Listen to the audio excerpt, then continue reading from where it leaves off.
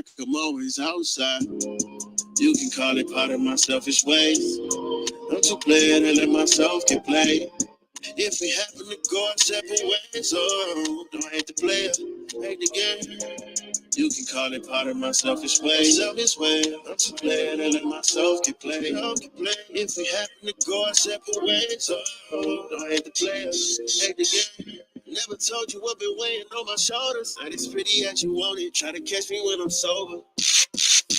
Open up to give you closure, but it's pain in exchange for the dreams I done sold you. How could you blame me? You forgot I'm human too. You shouldn't stain me. Sorry I'm not bulletproof. Sorry I'm a solid. Yeah, that's hardly something I ever do. Cut me out your heart and throw a party if I mention you. I should've never took you courtside. Or let you take off in a frog eye. With a feeling, yes, of course I know. I know. Yeah. I'm at the point if it don't work fine. I left my feelings on the hard drive. I know home where the heart is. But it feel like I'm always outside. You can call it part of my selfish ways. I'm too player to let myself get played. If we happen to go our separate ways, oh, don't hate the player, hate the game. You can call it part of my selfish ways. I'm too player to let myself get played. If we happen to go our separate ways, oh, don't hate the player, hate the game. You can call it part of my selfish ways. I'm too player to let myself get played. If we happen to go our separate ways, oh, hate the game, hate the game.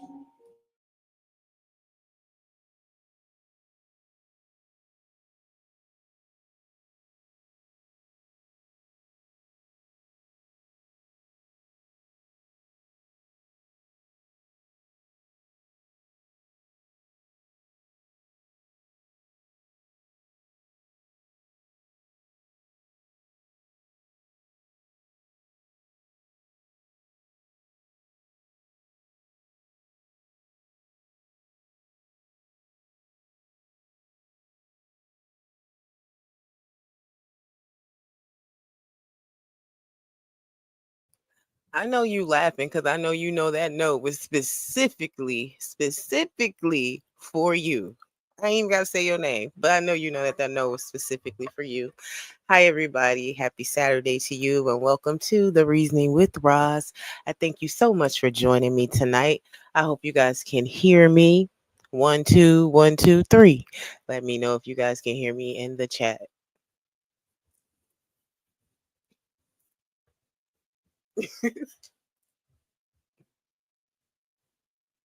I always gotta, figure out how to take this down. Okay, I see people putting the ones in the chat. Thank you for that. Hi, everyone. Happy Saturday to you guys. Thank you all for joining. Um, it's been a day. It's been a week.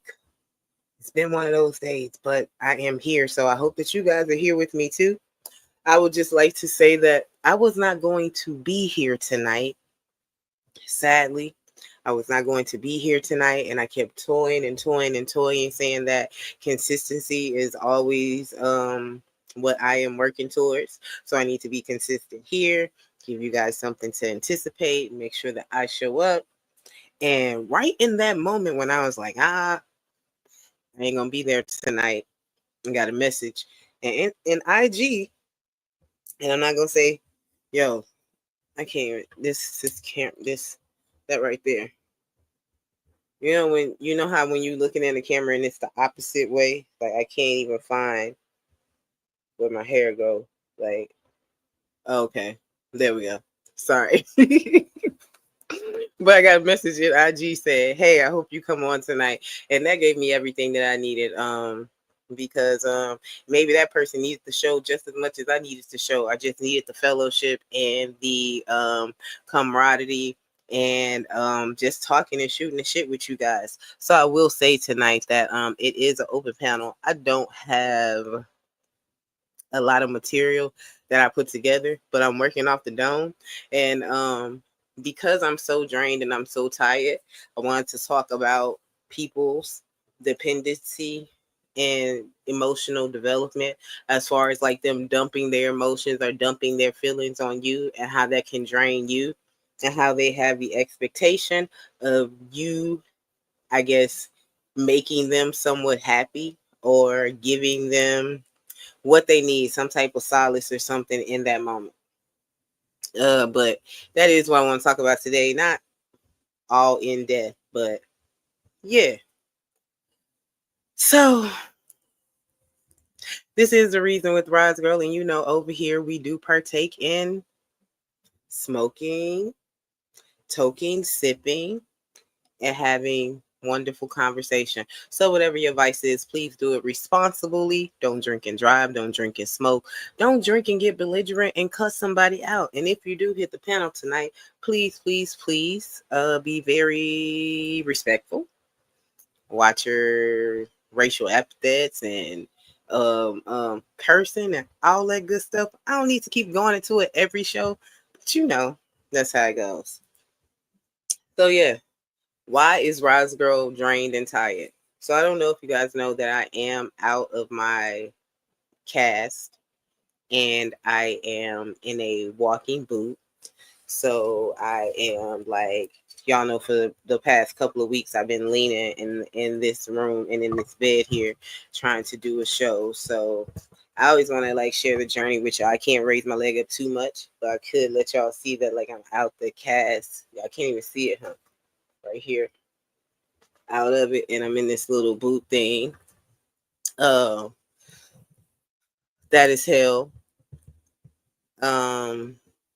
Physical therapy has started this week, so I can't put my foot down. I can't really walk. I'm still on crutches. I live upstairs and downstairs inside the house, so you got to come from one level to the next level to go outside. And then when I get outside, still got steps there in front of the house. Then once you get from the steps in front of the house, still got steps at the driveway where you got to go down the driveway. So that's always a lot. I did that this week by myself. When I got to the hospital, asked them for a wheelchair. They say, "Oh, we don't do that. We don't push people and push patients back and forth." Oh, fuck. It's the hospital, like, y'all don't push patients. And I was sitting in a wheelchair, so the man told me to get in the wheelchair and call the clinic that I was going upstairs to. And once I have a wheelchair and called them, then they will come downstairs and meet me. That's what he told me. I called them. They didn't come. They said, "Who telling you to say that?" I said, "This guy here, this security guard." The security guard said, "Who you talking to?" I said, "Well, she told me to tell you to call guest services." He said, "Well, tell her that we don't do that because they don't work for us and they professional whatever physicians, and we work for the hospital, so guest services don't work for them." Mind you, I work for this company, but not at this location. Thank God. Thank God.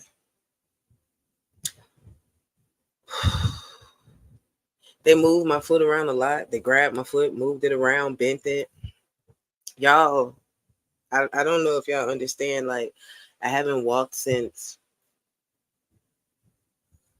unassisted since November 2024.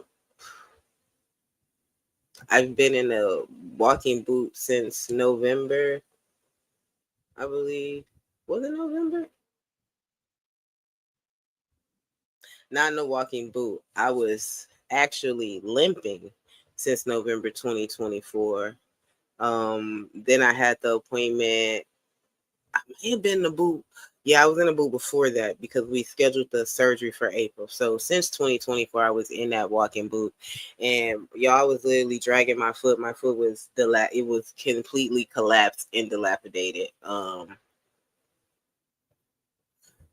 They did what is called a ankle infusion. I have now arch in my foot. I've never had an arch in my life in my foot. I'm very flat footed. So you know how people like have duck feet and walk like this, like wah, wah, wah, wah. That's me. That's what I've always had. So I've learned to elevate my feet. I've learned to, get the special orthopedic shoes every now and then with the little fat rubber soles. All that to have a comfortable experience. So yeah, but now my shit is arched. Like, it's like I can't even tell y'all how the arch looks in the foot. Like, it looks really, really good.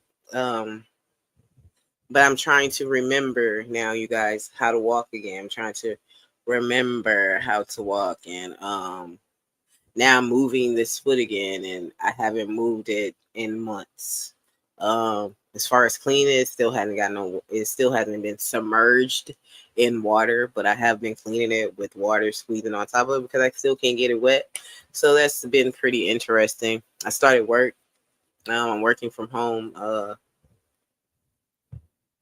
Luckily, I have a great team at work who supports and does what I can't do at the hospital when I can't be there. So that has been very good. But I am fighting through. Lionel, don't laugh at me when I say this, okay? I am fighting through being homesick, if that makes sense.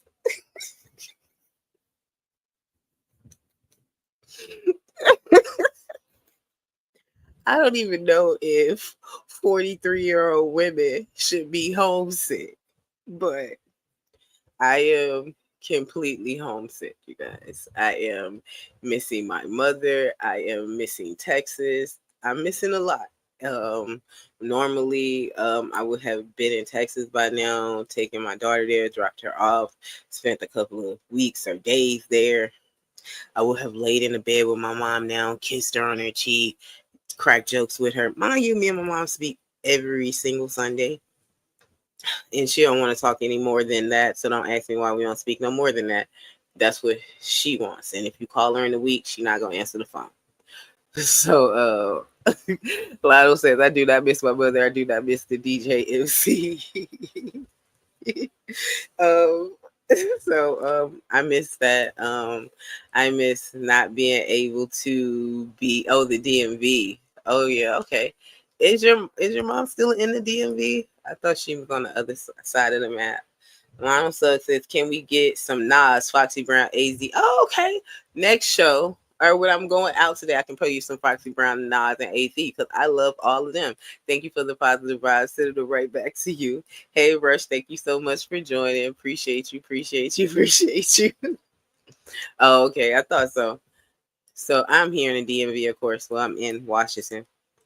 So, I'm just far away from home, man. The summertime is going by. I am still not able to stand and cook meals. And, I normally take my daughter like places, take her out for the summertime, or just even every day, like to the park and things of that nature. I haven't been able to do any of that with her.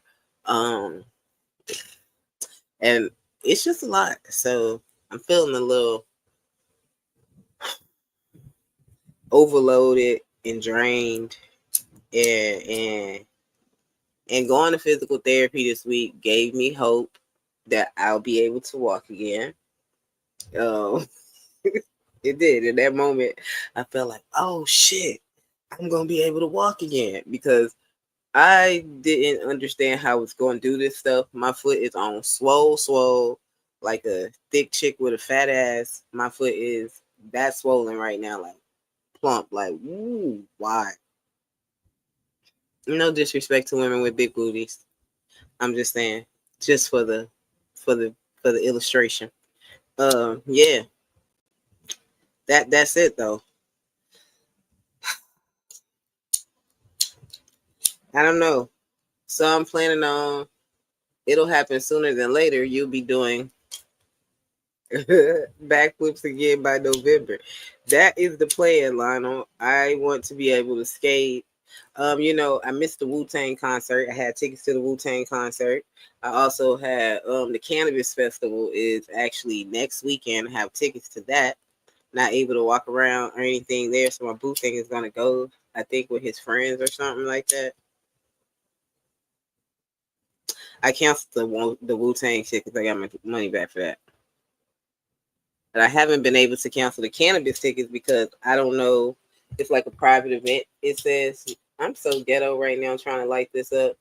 It's like a private event, it says. So I have to get in contact with people. And I don't have the patience to do all that. But yeah. So that's why I'm feeling a little drained, a little tired, a little homesick. Um, and then not to mention, I've been sitting here since April, sitting right here, y'all, like barely walking to the bathroom, and then coming back. Don't go downstairs because that definitely was too much for me. So I go downstairs and I'm going to therapy. But now I'm trying to go back and forth. I've been going to in the last 2 days. I would say I've been going to the kitchen and shit and moving my foot in the walking boot. So I can't stand up or walk or stand without the crutches or anything like that. So it is one step at a time. You are right, Lionel, about that. I may be a little bit impatient, but the fact that like just I don't know, it's just some moments when I'm by myself. And I feel like I've been by myself. Well, I know I've been by myself like every day this week. Besides my kid being here, but she can't really do much for me because she's 9. Can't have her in there cooking meals and shit. But I try to be resilient and make it work, and I go down there and we get that shit done.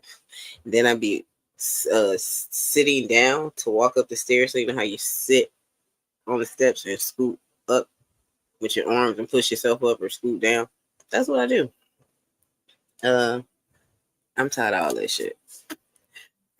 So that's just that. I hope you guys have had a wonderful week. I hope you guys have had a blessed week. Like I said, it is an open panel, so I am so ready, interested, and intrigued to speak to you guys tonight. I asked the question of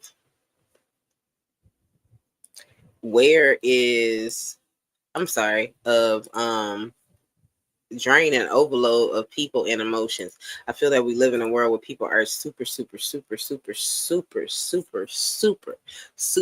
emotional now. And the world has, our society has, because of this new kick in mental health and mental health awareness, they have given people the pass to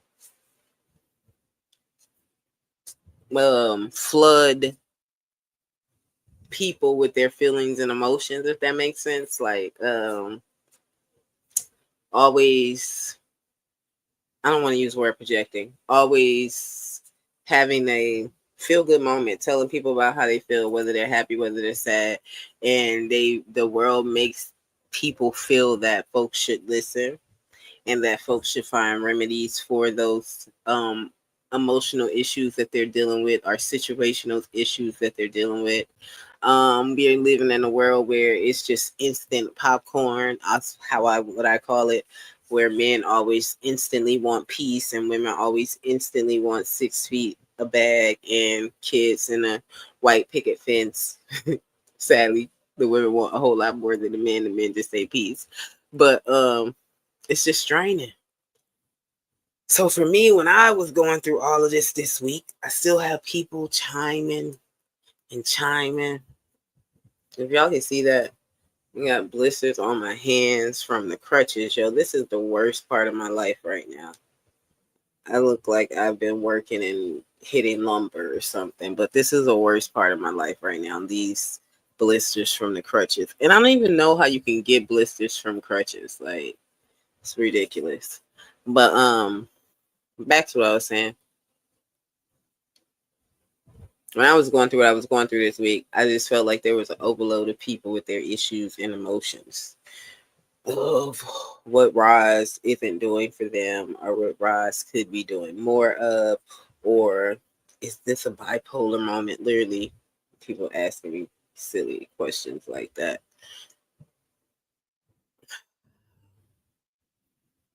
I'm just really tired. I'm just really tired. I'm just really tired. I'm just really drained. I just really want to go back home to my folks. And I feel like that's going to give me like the juju and rejuvenation that I need. And I'm a kind of person who says, I have to leave you in that. I say that because I oftentimes Have no problem talking to people, listening to their issues, listening to their problems. But I also know for myself that I am not responsible for how the outcome of that situation that they're telling me about manifests. But the difference is that the person who is telling you about that situation doesn't necessarily know that. So they feel that when they're speaking to you, you're going to make them happy. You're going to give them sound advice. You're going to tell them leave or move. That I'm often, I can't handle that right now. I got to leave you in that. And I think that's a very responsible and non-selfish thing to do. A lot of other people don't see it that way. What do you guys think? It's just too much. A lot of people have, it's just a lot going on in the world, and it's just always something, always something, always something, always something. So, I am drinking Pinot Grigio tonight. Of course, I am going to roll up tonight. So I am going to be on my second J in a second. I appreciate you for not leaving me hanging when I reached out to you. Of course, I'll never leave people hanging. That's not I don't never want to do that. And I don't ever want to do that because, I think that I oftentimes hit up people or reach out to people for no rhyme or reason. You never want to be left hanging. Thank you, D. How you doing tonight? But, yeah. But you still have to maneuver through that, and you just hope that people give you grace in those moments. Like, I can't be here for you right now, but I get back to you. I'll get back to you. If you guys can see this in the background, these are my pillows for my leg. I have to elevate them every night. I have like two of them, so one of them is for two legs, one of them is for three legs, so I can put. I said one of us for two legs and one of us for three. One of us for two legs, one of us for one leg. So I say I can put three legs up there, but I'm just saying you can use them interchangeably. But yeah, what's going on with you, D? How your Saturday looking? Where you at? What you doing? Is you on a strip? Is you partying? Lionel, how you doing tonight? Are you at work? What are you doing? Not Rich Mo. My God, I was gonna say Rich Mo. Rest in peace, Rich Mo. Rush, what are you doing? How are you doing tonight? Oh, you at work? Okay, okay. Hey, Stanley, thank you for joining. How are you doing? We're not talking about much tonight, Stanley. It's an open panel.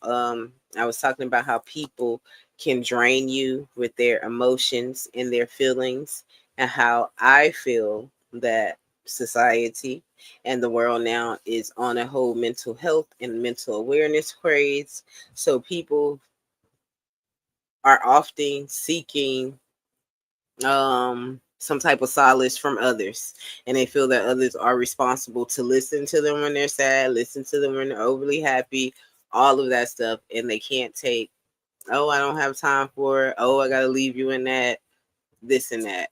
So how do you deal with people when they are draining you with their emotions and the things that they're going through? Hey, John Logic, thank you for joining, and peace to you as well. Back on my A game. What's back on your A game? How am I doing? Well, I'm not depressed anymore. Oh, blessings. That is wonderful. That's what you mean. Back on your A game. That's lovely. Oh, it's going to make me have tears. I'm happy for you. That's what we do it for a community of people. On that last sheet, y'all. I tried to get this together for you guys tonight, but on that last sheet, I think I got like about two more going.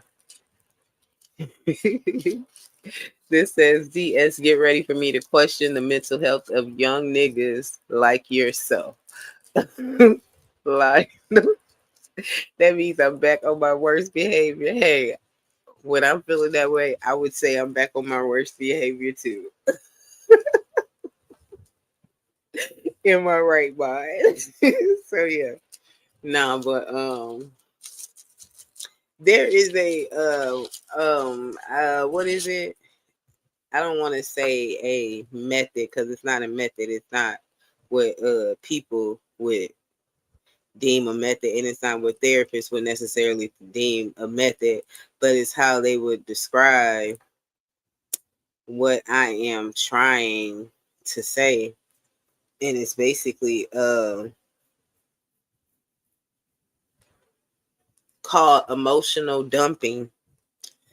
Emotional dumping, also known as trauma dumping or toxic venting, is the act of sharing emotions without considering the other person's emotional state or consent.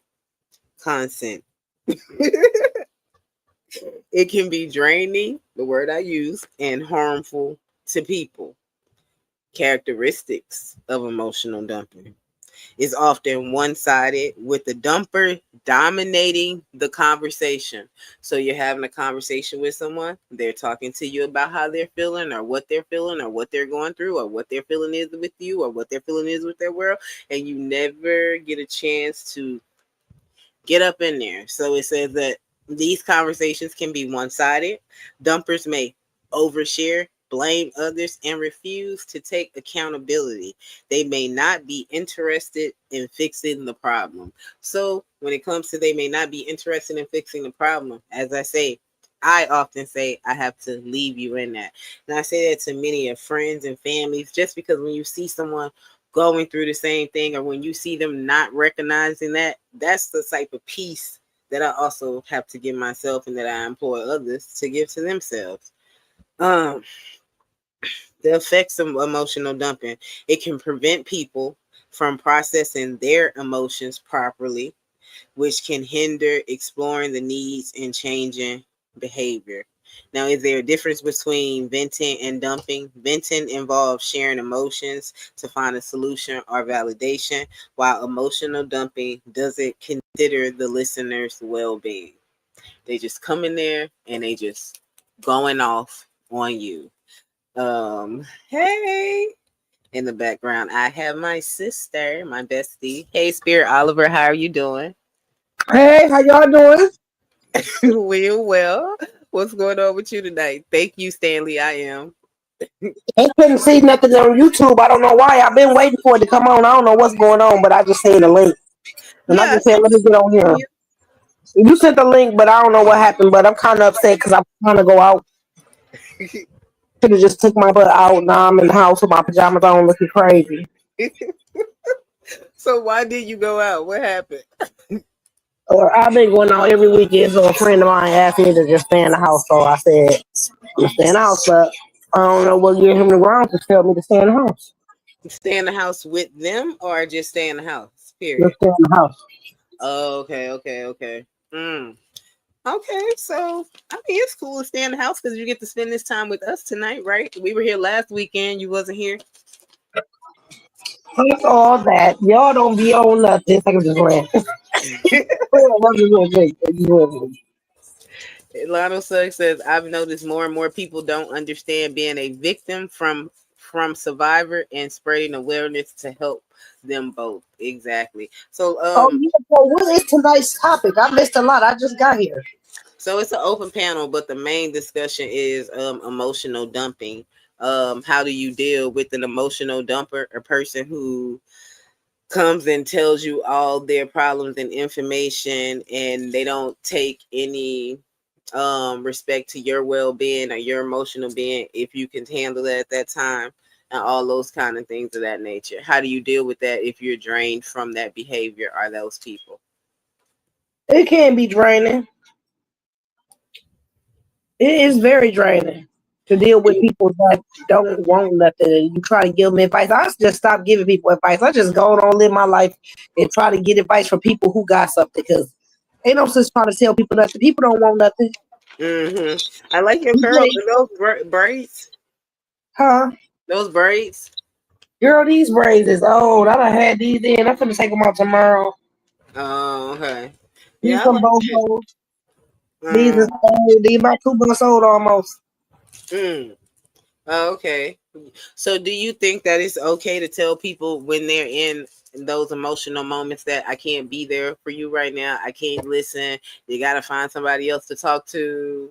I go through that every day because people call me with their problems. I don't have the same problems people have. I ain't perfect, but I try to get off the phone with them or just I don't have time really.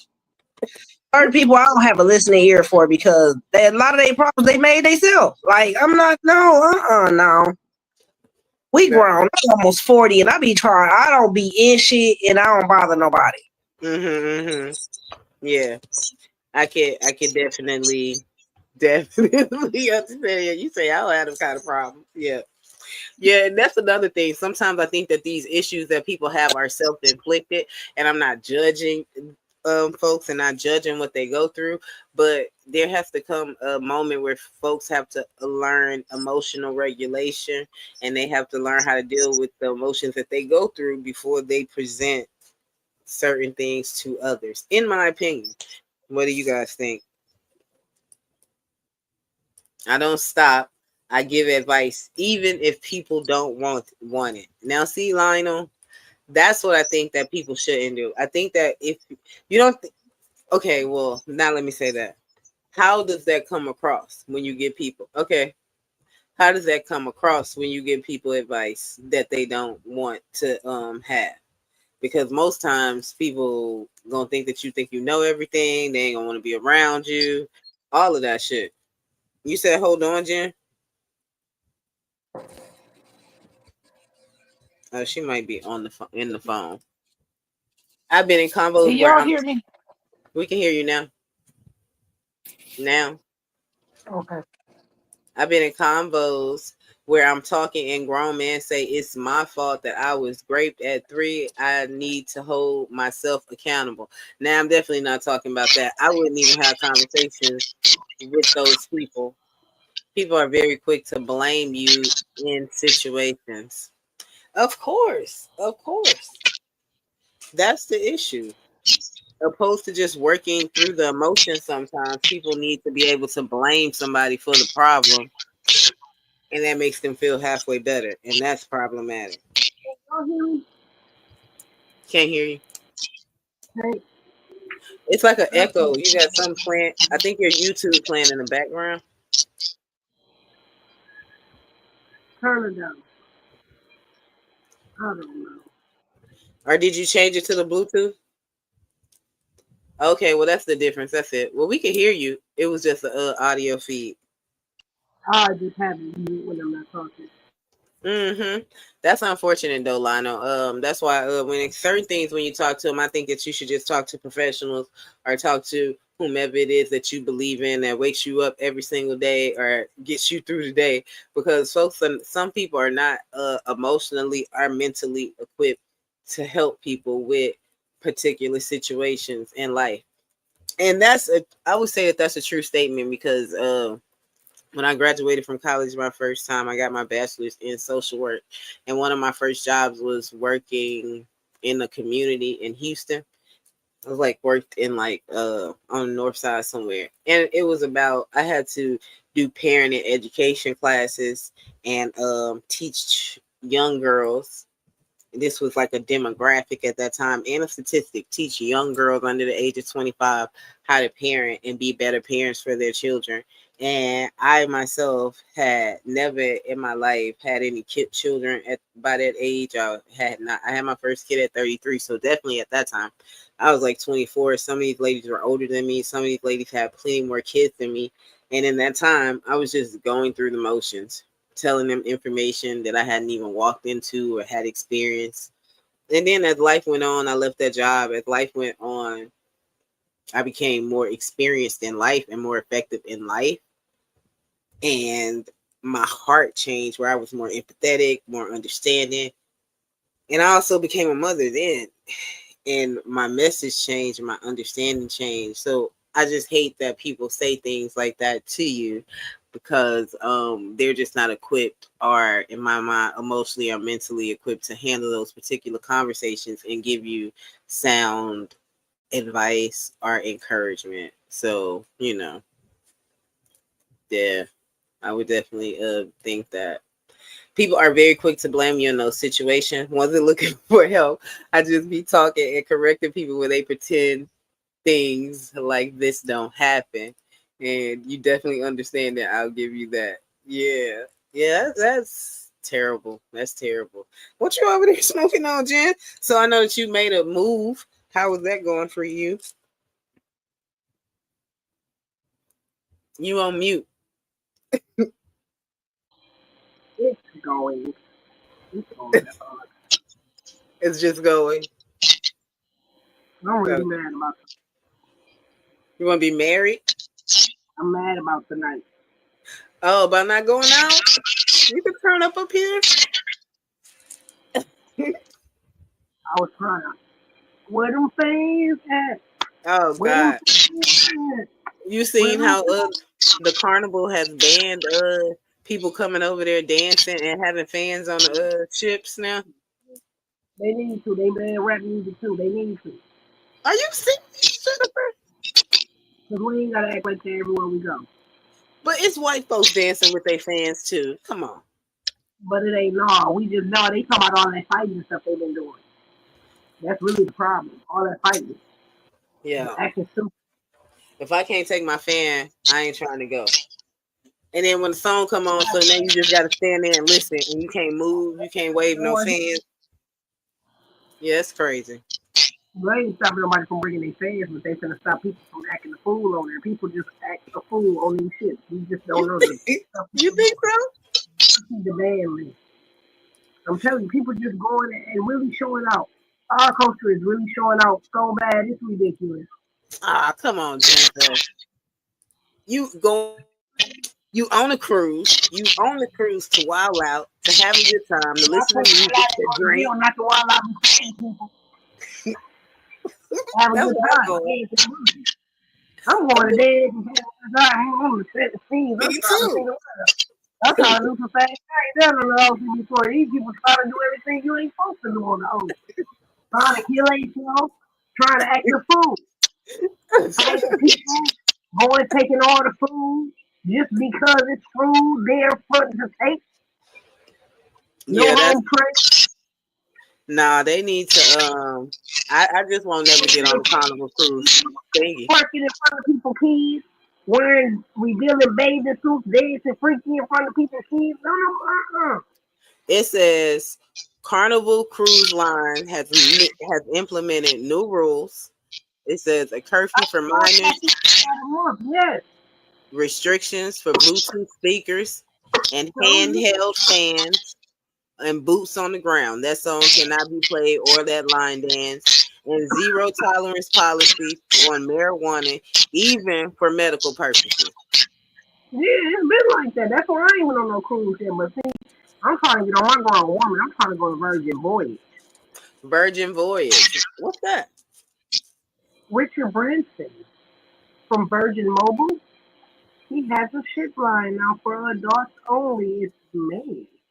Y'all have no idea who that guy is. Richard who? You don't know who Richard Branson is, the owner of Virgin Mobile? He used to have shows and stuff back in the day. The white man with the white hair? Yeah. Oh, okay. Yeah. The boys is living from Miami. They have some good prices.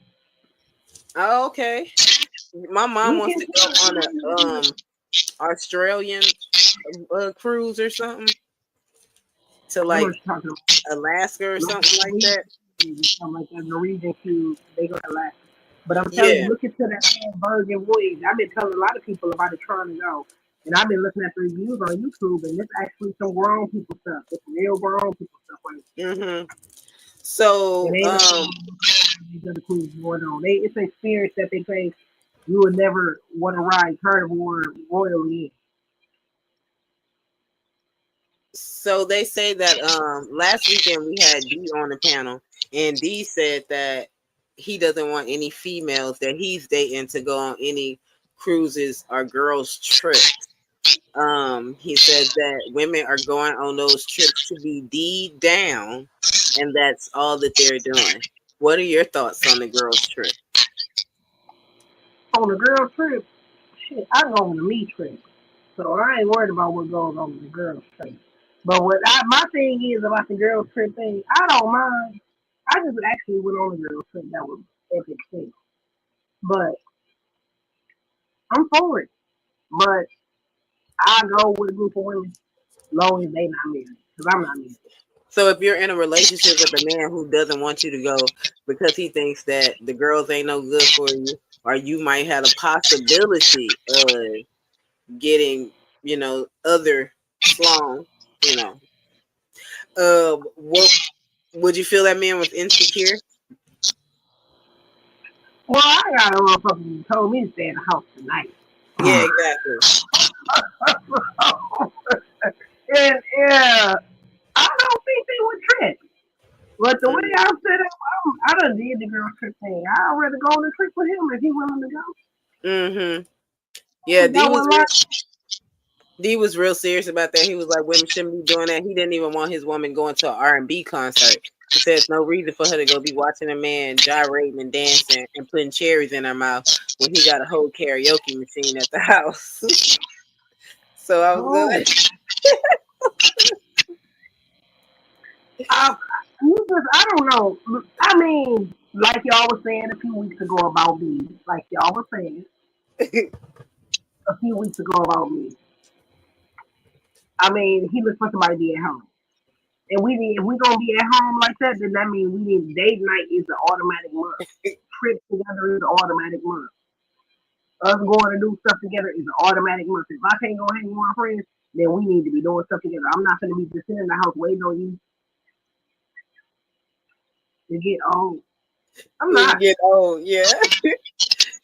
Lotto says, but this goes back to what you're saying in combos like in which I bring up. People will act like it's emotionally draining them.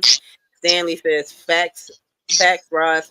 Blacks have economic power. If we decide to make counter rules, meaning take our cruises elsewhere, Carnival will negotiate. Definitely agree with that. We need to decide if cruising while acting hood is more important than cruising like a boring white shade. Exactly. I think about who frequents those carnival ships, and I'm thinking that it's more of people who look like me. And I'll just use me because I'm black, so I don't want to, say that to everybody up in here, and they be like, look like you, and y'all don't think that y'all black or something. So I would think that it's more people who frequent that. So I'm gonna find out if I can find something on that. Who frequents carnival more? Let's see what they say. Nah.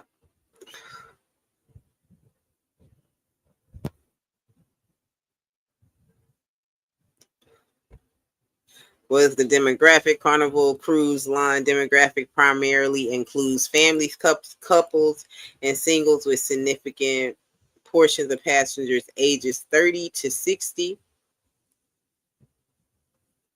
Yeah, I'm trying to find the racial demographic. Doesn't have that.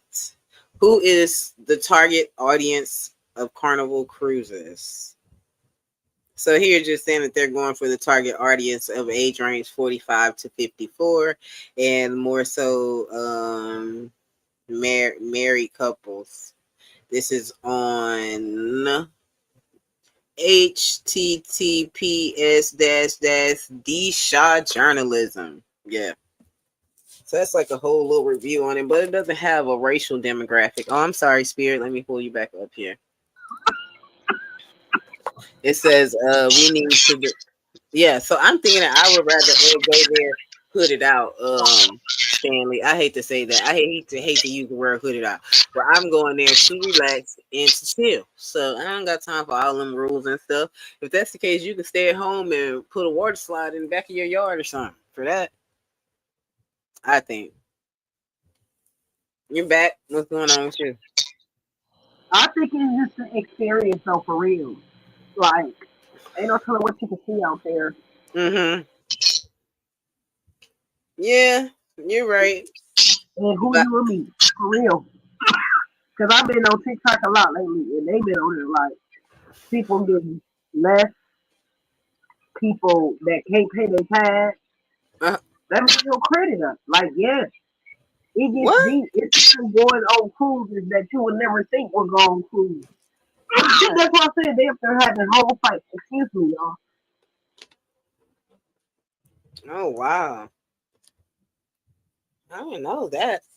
So they go on cruises and they not paying their tab. They got tabs when they leave, ordering food and stuff, and ordering extra stuff, and ain't got no money when they get on there because you know they cashless really. Yeah, They send it. I don't really think that's an environment that I want to go to. Like be on a cruise with some people away for a couple of days. I do. And They go see world and take pictures and have fun and tell who it be. You know, it's different dinners, different clubs, different parties. I saw that. I saw that documentary on Netflix about the Carnival cruise about a week ago. And it happened a couple of years ago when the people were stuck on the ship and they were like No. crapping all on the ship, girl. They were crapping all. The toilets had backed up and stuff. Yeah, the toilets backed up. They ran out of food. They was on there for a couple of days. Oh no. See, I don't want to get caught up in no stuff like that. Yeah, I know what you're saying. Every time But it it's seemed like but I'm really just trying to go to other places and move around, do stuff I yeah. didn't get to. We're going on a cruise, but more than likely, that is one trip I wanted to talk to you about. I've been planning to go for a long time, but look into it. I'm telling you, Virgin Yeah. Voyage is some adult. Like no Oh. kids will be 21 just to get on the boat. Where you gonna leave? Where I'm gonna leave my kid Yeah, I don't know. at? You know my mom don't babysit no kids.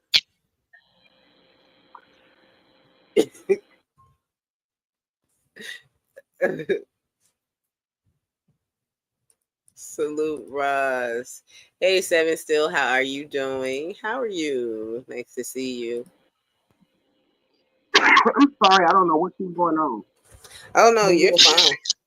you need to use I'm telling you, look in the Virgin Voyage. Sure, you know, I'll leave mine in a minute. I got a support team, I can go. Yeah, I'm be Mine trying to find a cruise line that got a baby that got like a little section for kids and where you can bring kids. I can't be leaving my kid. Unless she with like my mom or something. But other than that, I'm gonna have to fit. Oh no.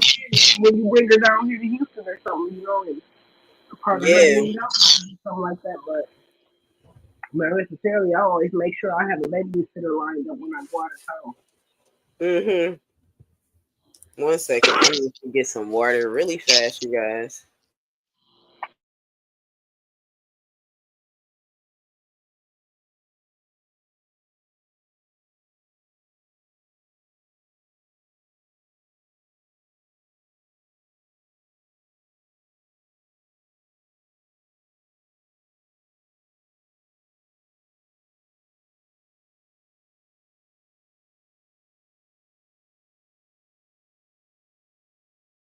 I am back.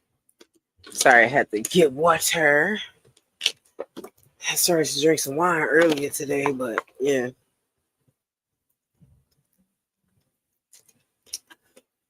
Seven Still, how's your life been going? We're talking about people dumping their emotions on you and how you deal with that. If you have room to take on new emotions or not. It's Girls too much. trip. People put their own emotion on you. They do it. I ain't got time for that. It's full speed ahead this way. I just don't like when people expect me to change their mode or when they looking for to find happiness from you per se. Yeah, some people will see you as a happy person and will try to snatch that from you. Yeah, suck that out of you. And suck that out of you and just sit there still and you like, why? Where is your entertainment going to come? The energy is just dumb. And it makes it dumb. You know Yeah. what I'm saying? I don't got time for that. I just was dealing with somebody spent the block from almost 20 years ago and they were just dumb. No character, no culture, and just dumb. And it just was boring me. And I just had to end this relationship because it's just dumb. Like, I need some excitement in my life. Somebody gonna teach me something. You need some excitement in your life? Yes. Okay. Like what you want to go bungee jumping? Like what kind of excitement? Hell no. But what I really do is, to be honest, I crave intimacy. Okay. I'm glad you put it that way. Thank you for putting it that way. Okay.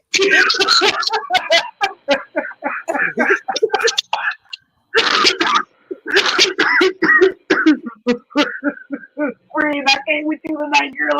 You know. Okay. Oh, Lord.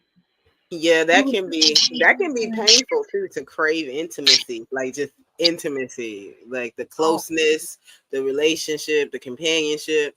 Yeah. Hmm. it is horrible. I don't know what's going on in my life.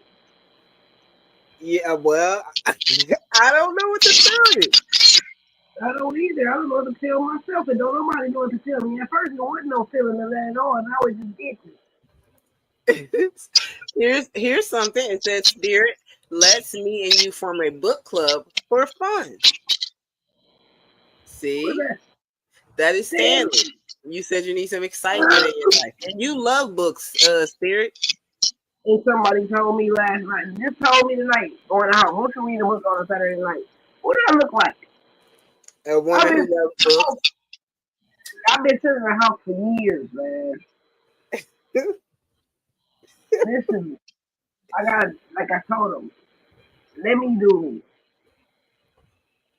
Mm-hmm. And I'm having fun. When I get tired, I get tired.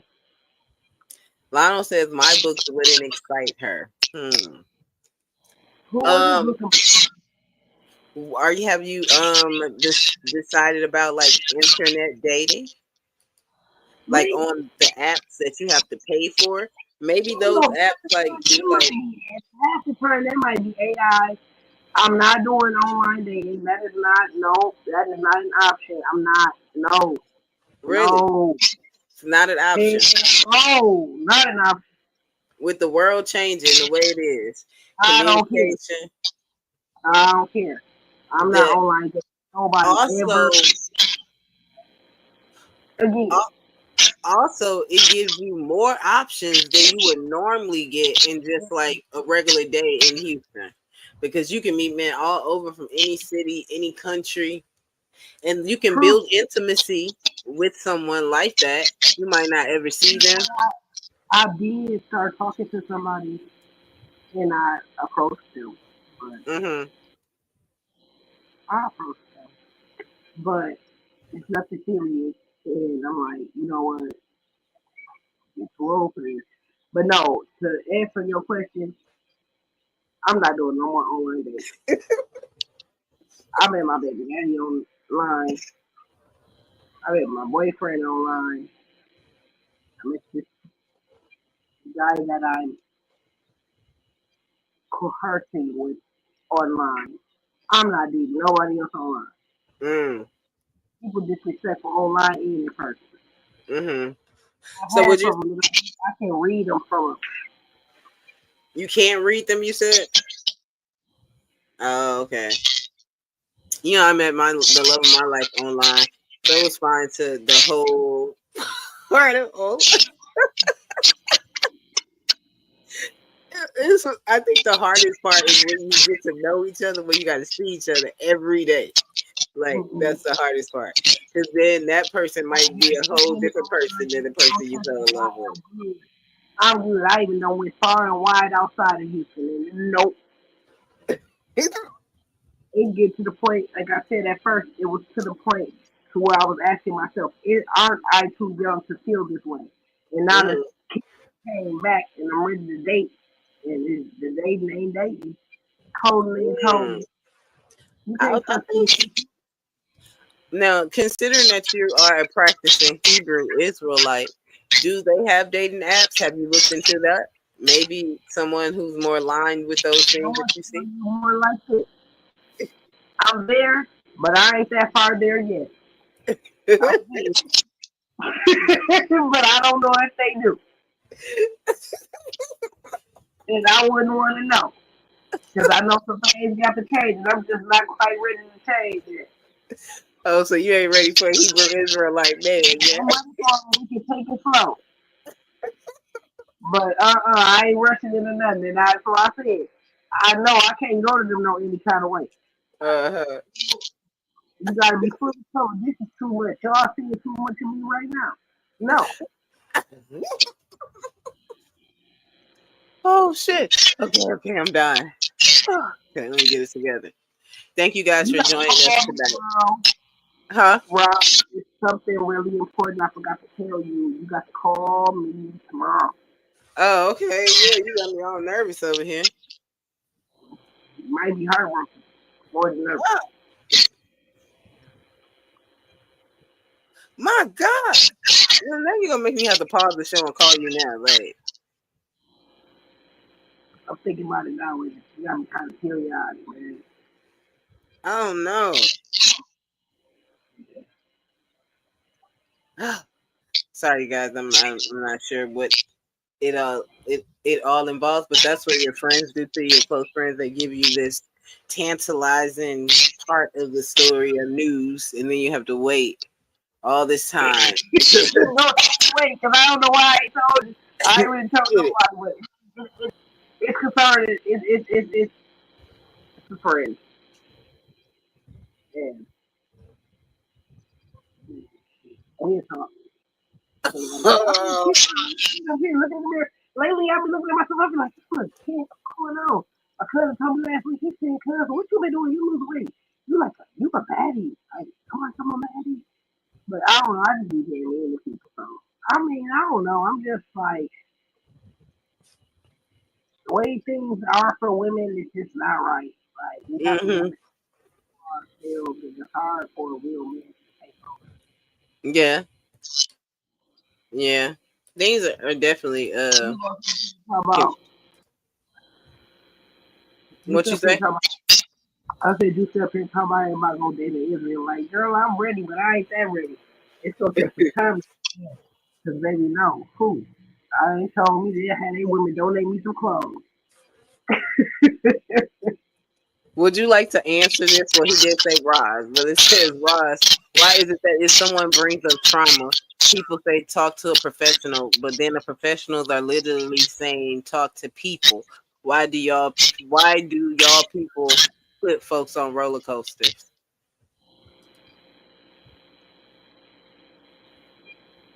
I don't know. That's weird to say.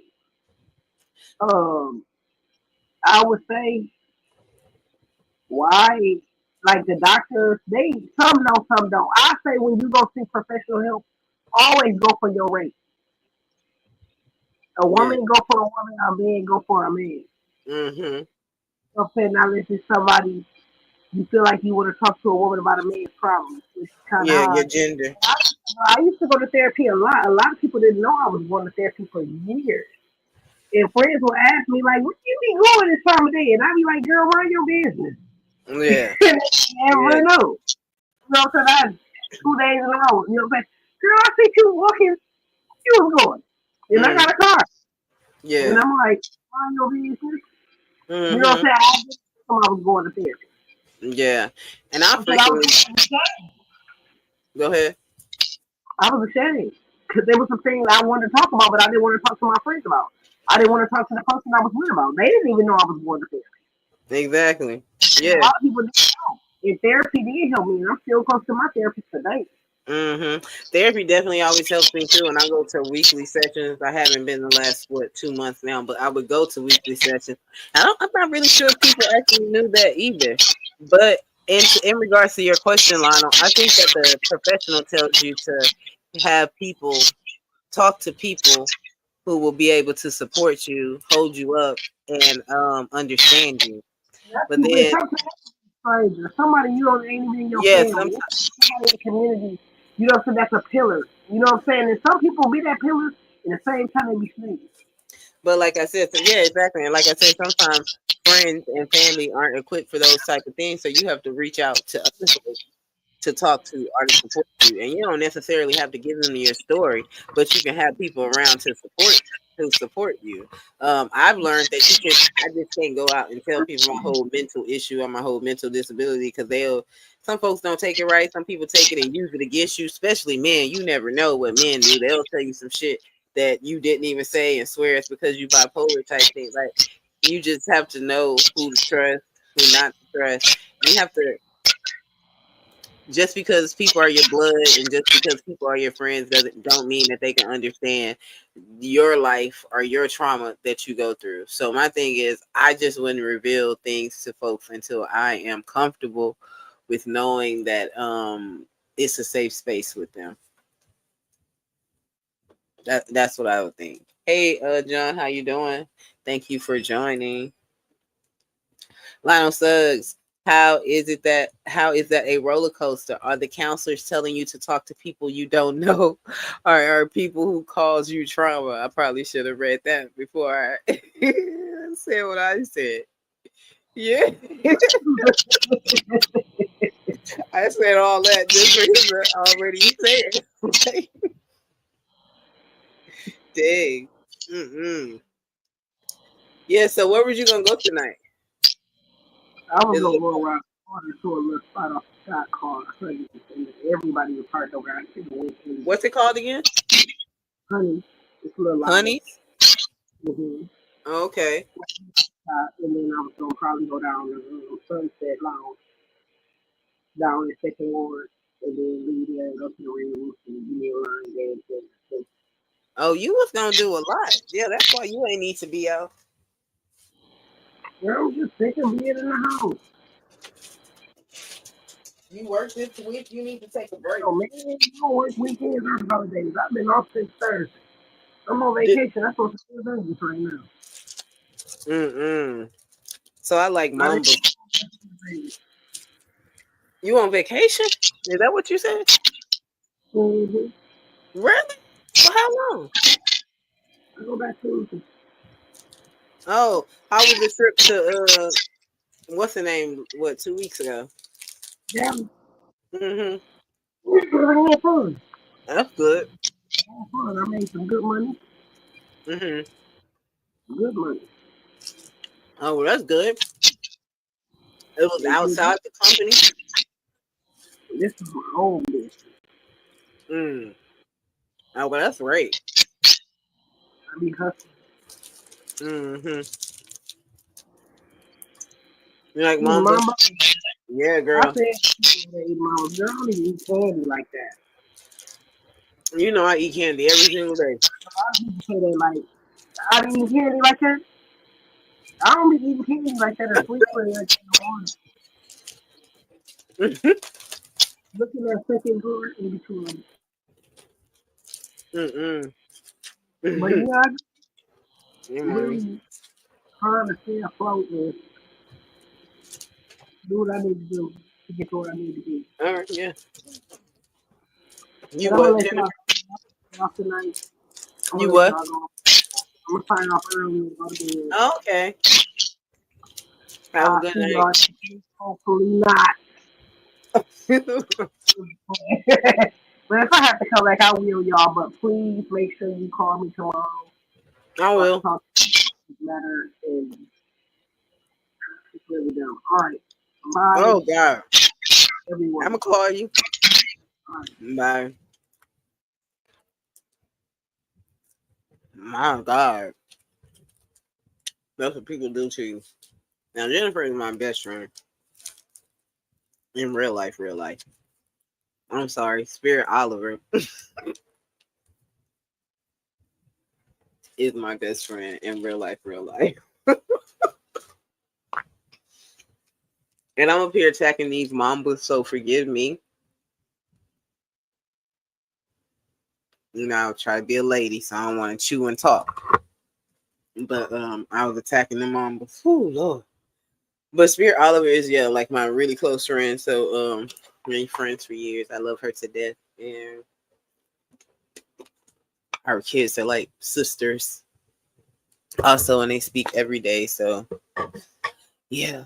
I have John Galt in the back. I am very interested to see what it is that he's going to be talking about right now.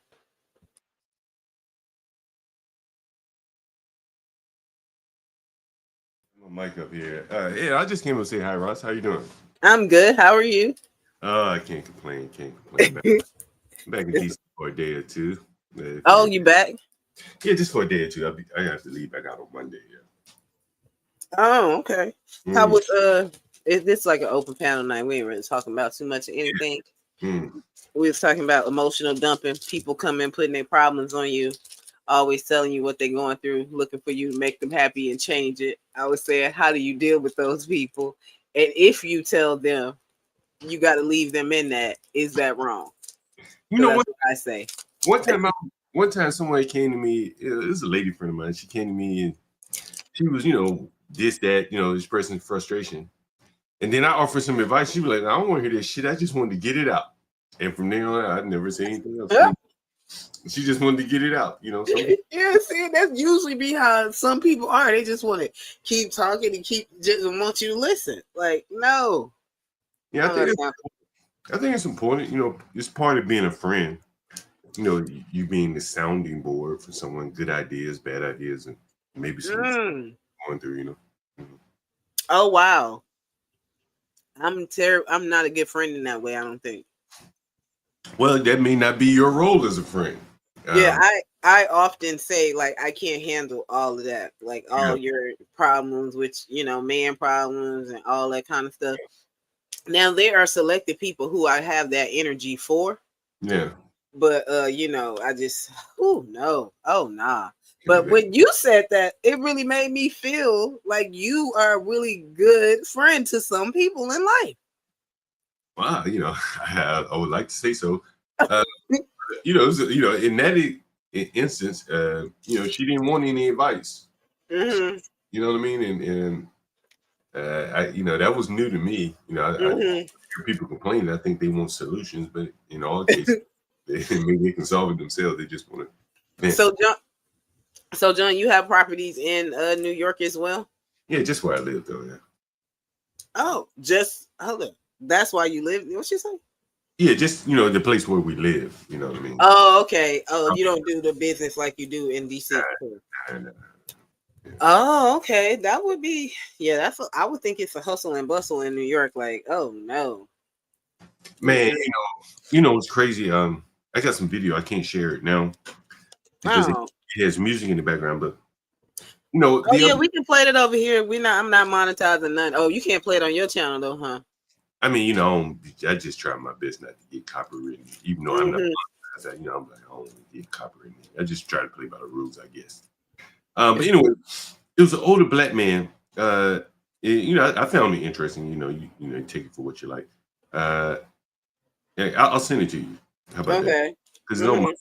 And let me see if this is a longer clip. But the thing is, you hear a lot of young people, even older people. And the other day, I think I'm sending this to your right number. You may have gone to your email or something. 337. Damn, do I have your number here? Is it Roots? Email Roots? Damn, I sent it to the wrong person. KSH Shante.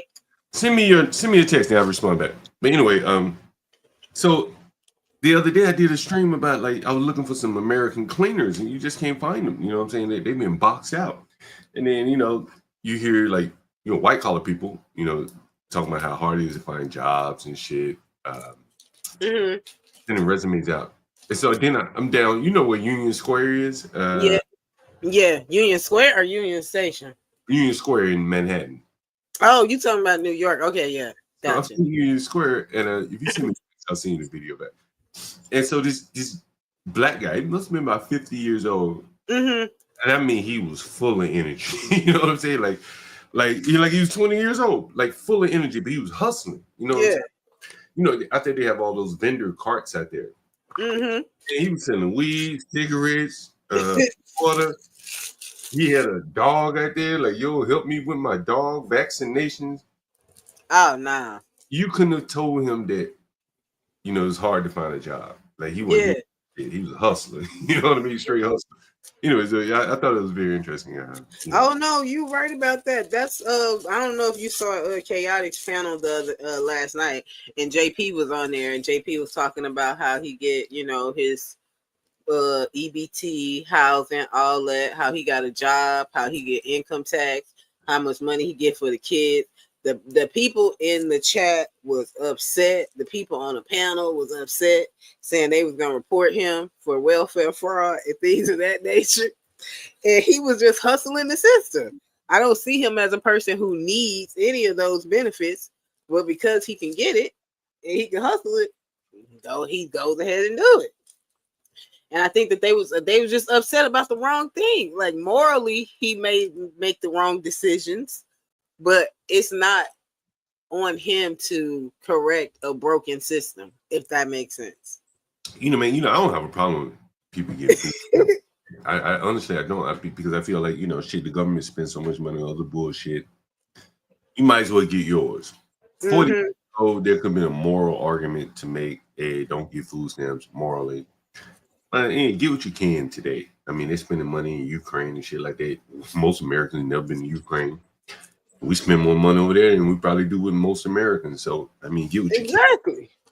But I think it's his mindset that probably is the problem. Like, bragging about this shit is poisonous.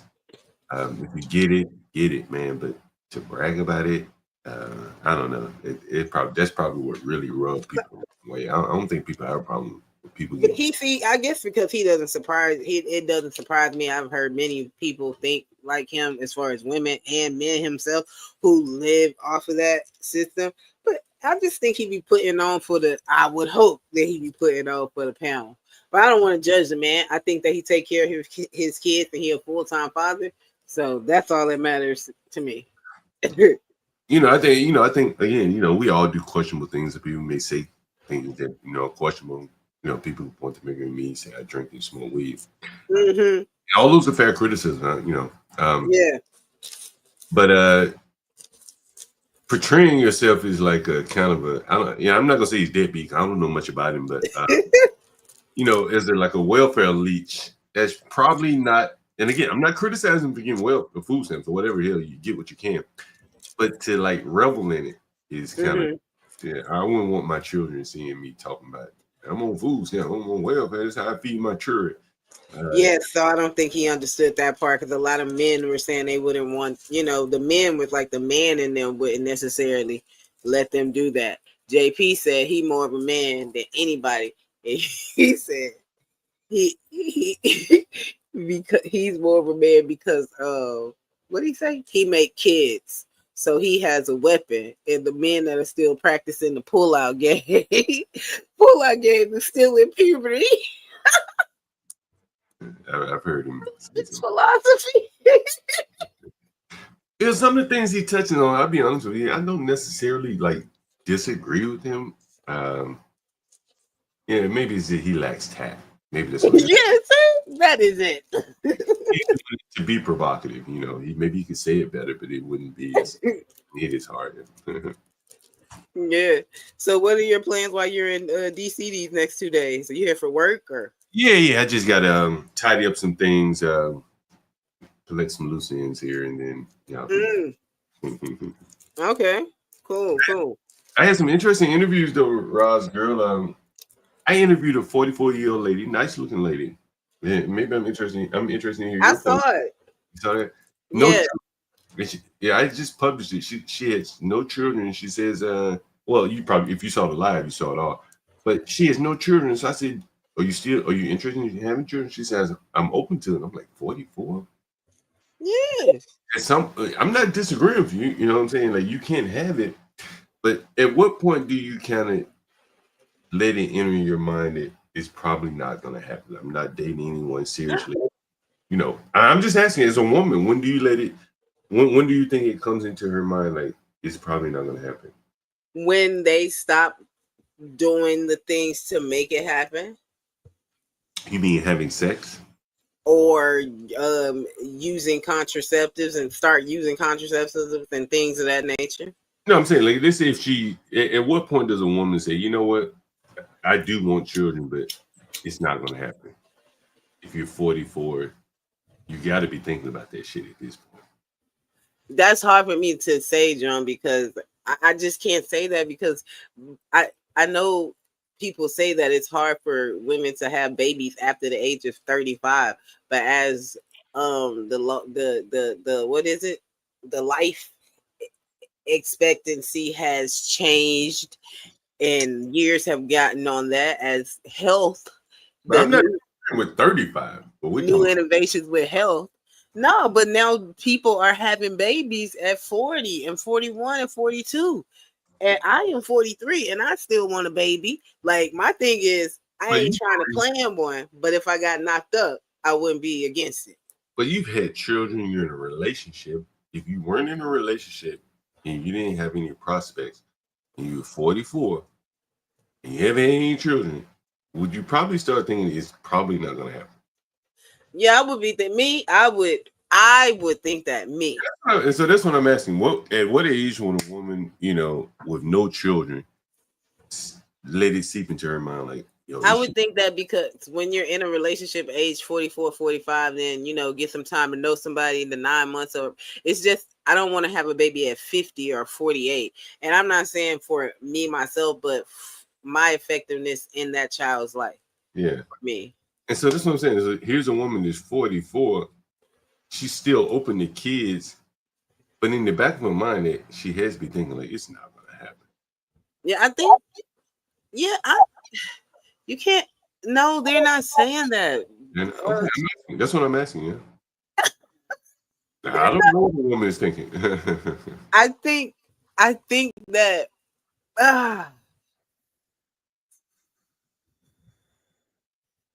Oh God. Kids are a blessing from God. Yeah. And Sarah was barren, and and had a baby at 80 or something like that. So if you believe in a higher power, then, and if you believe that you want kids, and you believe that it's destined for you, then God will give you that.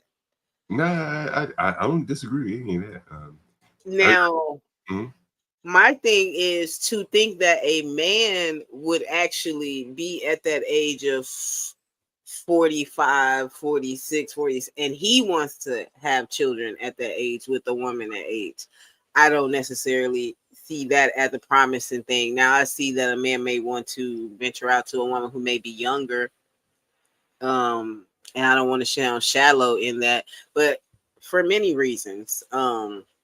Because he could be an older man and he could be, he might be passing on earlier. That's what he may think. So he would seek a younger woman. But I don't think that a man that's 46 is looking for a 40-something-year-old woman to have a newborn baby with her. You know what's interesting is that, like, you mentioned the medical advances and stuff like that. If you're 44 and you want to have a baby, why not just go have the baby? Like a test tube baby, as opposed to just waiting, hoping that you might find a man in the next couple of years. Why not just take the bull by the horns and just have the baby? Because now the message of raising a child in a one-parent home is not successful and not looked upon. So that's why the woman doesn't choose to do that. I myself say go ahead and do it, and I think that if you're financially stable, mentally and mature in that way to take care of a child, then you can do that. Yeah, because I know many women in their 40s that have gone and had like the the whatever procedures to have children. Mm-hmm. And I'm thinking that Americans tend to look at it like, I got to find someone and have a baby. Mm-hmm. All of these women that I knew that had the procedure, they were African. Interesting. Wow. They can afford it? They paid for it? Was it expensive? One of them paid for it. I think she crowdfunded it with some friends. Oh, wow. And the other, I only know one other lady, and I think I know another lady, but I don't know her well enough to speak on it. But one other lady, she works with my lady, and her job would have paid for it. I think healthcare pays for at least one shot at the pregnancy, the first one. I think they pay for it. So You know, it is interesting that, you know, at 40, should you just go for it? Say, fuck it. Like, I may not meet a man, but it's medically possible to have a child. Interesting. I don't know. So that was sadly, that was my mindset in my 30s. I got pregnant when I was 33, 34, had my daughter at like 34. And at that, and I had never, wanted kids or had that inch before. I had graduated from college. I got a bachelor's and master's and was steady going. And then it just came to the point where I just wanted something more like a family, but didn't necessarily want to deal with the whole companionship or the partnership of a relationship. So in my mind, it was go out there and make it happen any means necessary, because there are so many options now to have children. Go to a sperm bank, the test tube thing, IV, or you could talk to a friend, so anyway, however it happened. But I can understand that mentality, and I do think that if these women are 40 and stable, then they could go out there and do that. But maybe they're not 40 and stable. Maybe they want the whole package because they feel the man will keep things aligned and stable for them so that they can have these kids. You know what's interesting though, Ross? Let's say if you're a 40-year-old African woman. But I'm not. Well, let's just presuppose, right? Let's say you're a 40-year-old African woman, you're living here in the States. Okay. Let's say you work at the World Bank or IMF or some global organization. And so you go back home to Africa, wherever the hell you're from in Africa, let's say Kenya, right? And you're 40 with no children. They're going to be looking at you like, what the fuck is wrong with you? You, right? Like, you're 40, what the hell's wrong? You went to America, the land of milk and honey, and came back with no children? What the hell's wrong? You gay? You some kind of LGBT or something? And so I think the stigma of going through the medical procedure with no man, I think it is stronger for the American women than it is, say, for an African woman, the stigma of not having children when they are more or less seen as vessels for children. Here in America? No, I'm saying in Africa. Africa, a Kenyan woman coming home with a baby, they're going to be like, that's what you're supposed to do. A Black American or a white American woman coming home with a baby out of test tube, they were like, where's the man? How did you have to, we haven't adapted to the paradigm of like this whole medical baby, having really? I don't think it's widespread, because if so, the 44-year-old woman that I talked about probably would have a baby now. She just would have gone to the doctor and done it. Yeah, but I don't think that is more so out of the stick. It's because but was the wrong word. I think because it's more so they want the man, and if I get the man at 46 or 47, then right, I'm willing to have a baby at 46 or 47 for this particular man. But if they don't get no man, they don't want no kids, and they ain't thinking about no kids at all. Because I feel if they did, then they would do everything out there to go try and make it happen. You think so? I have a couple lady friends here in DC, professional women, no children, and I think that if they had been, even if it were available, I don't think they would have been open to having a test tube baby, for lack of a better word. I don't think it would have done it. It would have been like a failure to them that they couldn't find a man to have a baby. I think that's what it was looked at. And that's what I'm saying. Here in America, the woman sees that as a failure that they don't have a man. I don't see that as that way. I feel that if you want the child, you want to create a family, and you are a mother, you are a woman who wants to be a mother, then your desire is to become a mother. So you have the blessing of doing that with a father and a man to support you. And you also have the blessing of not doing that by making it happen your own way. Well, I think, like, for instance, in Africa, right? Let's say if you Kenyan again, you could go back and tell them people all kind of lies. Yeah, baby daddy back in America. Mm-hmm. They'll never know that he was born in a test tube. They never know. You can do that here too. But here, you're gonna have to give a little bit more detail, because I want to meet his daddy. Who are his parents? Who are his people? It's a little bit harder to get around than if you have I don't necessarily see. For me, I don't even think it's anybody's business how somebody has created their child. Well, but I'm thinking about it. If you have a child, people are going to say, "Well, baby shower. Is the father coming?" And he be like, "Well, you born in the tube." Like that's. I just don't think that the Americans are just have embraced that yet. Not yet, right? Maybe later at some point we will. Where 20-year-old women will just say, now, when you say a tube, are you just saying test tubes? Or are you saying adoption, IVF, all that? I'm just saying, no, not adoption. I'm talking about medically. Like, for instance, let's say you're 25. 20 years from now, I could see a 25-year-old woman saying, I'm just going to have me a medical baby. Right? Why even go through the problem of dealing with a man? I could just have me a medical baby. Like, why deal with a man dealing with his problems, whatever? You know, we've already kind of moved that way anywhere, you know, with people. And when you say test tube baby, you said you're speaking of the procedure of the woman having her eggs it could be sperm inserted to any medical procedure. Okay. Now and in the future that could allow a woman to get pregnant and carry a baby to term without a relationship. And that's where I think we're headed. Medically, we're to the point where you don't need a man to have a baby. Well, of course, you're not going to need a man to have a baby because you have homosexual relationships, same-sex relationships, especially men on men, and they can't create a baby. So they definitely have to believe in certain techniques and have people carry children for them, surrogates, and all of that. So would that seep down into a 25-year-old? Well, she says, damn, I've been trying to have a baby for the last, I ain't met any guys. I'll just go ahead and go to the doctor. It's covered by my health care. I just have a baby at 25 with medical treatment. Well, that's definitely not, no. I don't think that's the culture the message that we would want to push. And then I think that women won't necessarily be thinking that way because of how the world is going now with Trump and the laws of if you got pregnant, you couldn't get abortions and things. I think women are going to be more so cautious now when they're having sex and making those decisions. It's interesting. Yeah, I think so. You know more than me about women.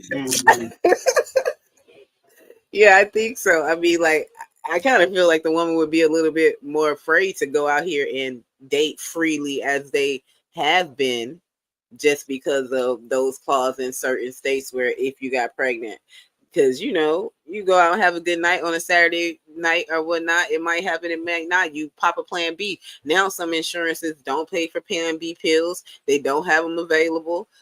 They just defunded plan. I mean, what is it? Abortion. The abortion people. Planned Parenthood just defunded them. Really? So no, I definitely don't think that. I think that more decisions will be made to have and create families. But do you think that the medical will take some of the market share from men getting women pregnant? That's very interesting. No, Will a woman say at 30 years old who has the itch to have a baby and hasn't had one yet, just go to the doctor instead? At 30, right? Now we're seeing people at 40 do it. What they do? I see them at 50 do it. I used to work in maternal fetal medicine. I saw them at 50 do it. But will they do it at 35, 32? Yeah. Right. If it becomes, I can see it happening if it becomes more acceptable, because that's why we have these women who are now 40 something waiting, because maybe if it was more acceptable when they were in their 30s waiting, they would have already popped them out or went there then. But you know, a 32-year-old woman having a baby in a test tube, and I'm saying test tube just all encompassing, that would really change her profile in the dating market. She could still get married without the child. It's probably harder to get married with a child, particularly a child where there is no support coming. It may be good in some ways, there's no baby daddy drama. But it's interesting. Would it be hard because of how the baby was created, or just because she had the child? That's interesting. It may be good on one hand because there's no baby daddy. It may be bad on the other hand because she's straddled with the child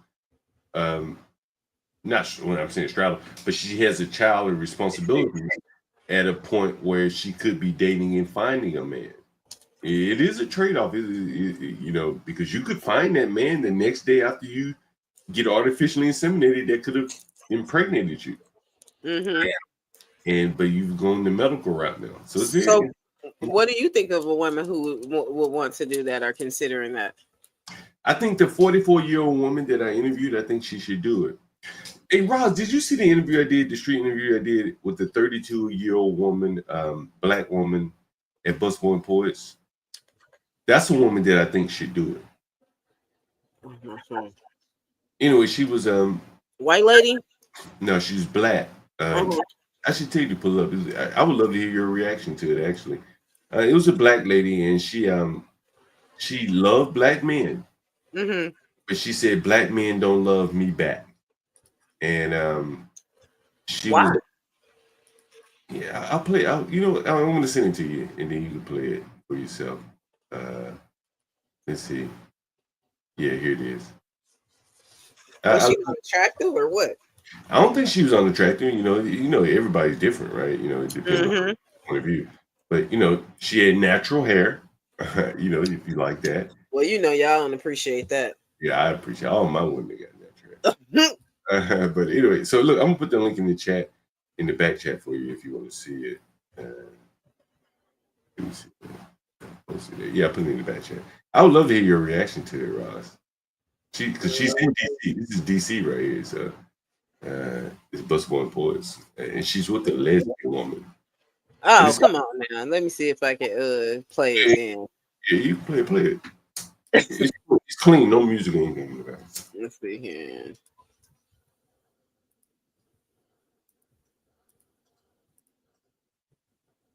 Oh, let's see.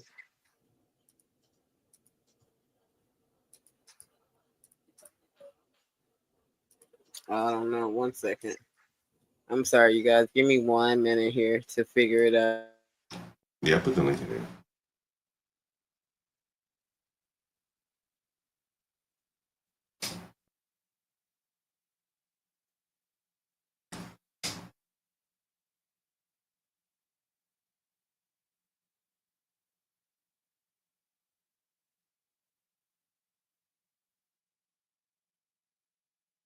I don't know what happened to Roz.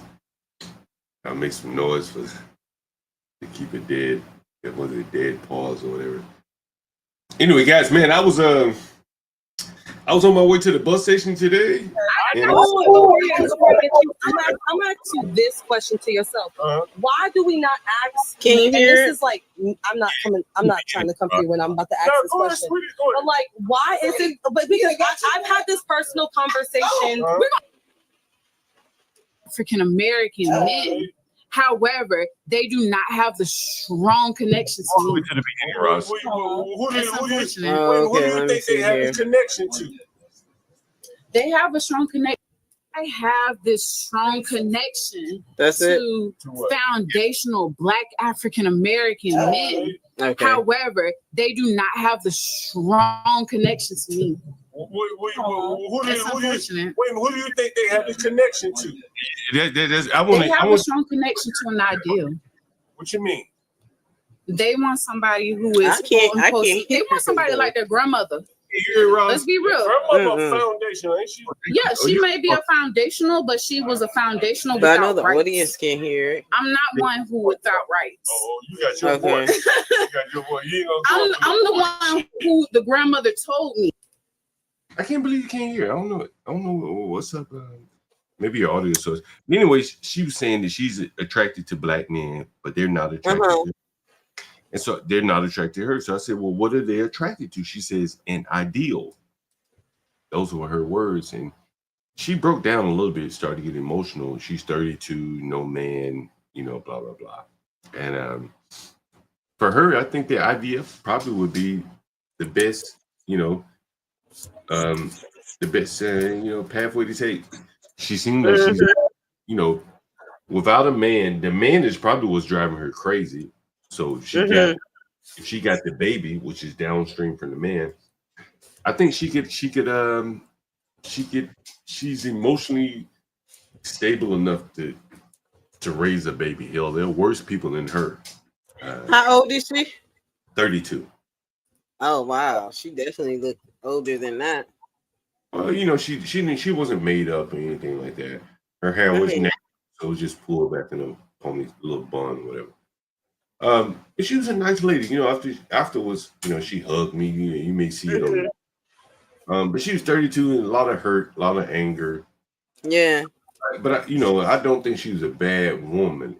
She may not find a man because of all the trauma that she's gone through. But it wouldn't hurt Black America if she went out and got a test tube baby. I mean, but it ain't like it's a bunch of men out here walking around looking for women to have kids and create families either. And that's more what she was saying. So at what point does she use her health care, her health insurance, just go have a baby? You want a baby, just go have it. Like, forget about the man. It may not happen, but you can't have the baby. 30 years ago, you couldn't have it without a man. Today, you can. Just go do it. But she probably wants to. I mean, but if some people still have a certain moral or ethic standard, then that's what I keep pointing out, Roz. I think this moral standard, the same standard we had about food stamps, needs to go by the wayside because this is a new America. There's a new paradigm that we're living under, and maybe that 32-year-old woman would be best served by taking advantage of the medical advancements and go have that baby. She probably can afford it. If there are people poorer than her that have children, why not? Oh, Lord. Oh, goodness. Hey, D, thank you for joining. A happy Saturday to you. What do you think about what we're talking about right now? Oh, man, I'll be honest. I just logged in, so I don't know what y'all talking about. I just came in to tail into that. So what's the topic? What the topic is? So the topic was, we really didn't have a topic tonight. It's on an open panel. But I did speak on people dumping their feelings and emotions on you. What did you think about that, and how do you deal with that when people have so many issues and so many problems and they constantly want to give it to you? At this current time, John and I are talking about women over the age of 40 who want to have children. Should those women have children out of test tube babies, or should they still have the hope of having a man, a relationship, and carrying a child? All right, so I want to say this. Shout out to you and shout out to John. Do your thing in these YouTube streets. Shout out to everybody in the chat that's listening. But I want to say this. I think it's vital for a woman to have children earlier in life, as opposed to having them like at 35, 40, 50, you know what I'm saying? Like at that, you're putting yourself at a lot of health risks, you know what I'm saying? And, women just got to understand y'all got that biological clock that men don't have. You can have a kid at 38 years old, but do you really want to have a kid that old? You know what I'm saying? Like all the health risks you're gonna have, and that little nigga may come out retarded. You know what I'm saying? Like you never know. So it's like you gotta think about that type of shit.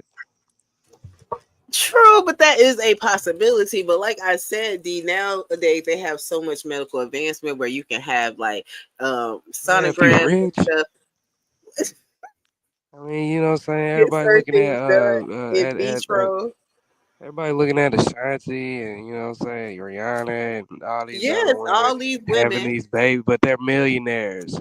Ashanti, Eve, Janet Jackson's a billionaire. Yeah, they all have babies. Janet, they over 50 the age years of 40. Like they can do that. You feel me? They can do that. But some of them ain't really even having the babies. You know what I'm saying? That's just some fake shit. But we get it that another day. But look, man, it's better to have that shit.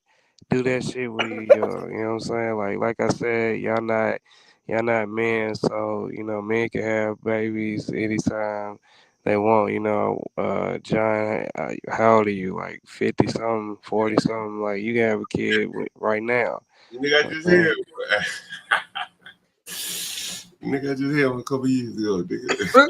Yeah, see what I'm saying? Oh my kid gone, nigga. Well, why? Well, it's okay for the men to have them, but you're saying that the women can't. Now, how do you know these women are going to encounter like these physical issues that you guys think of? Like, women are having babies at all types of ages.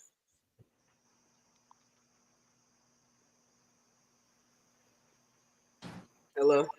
Yeah, I think that's for D, huh?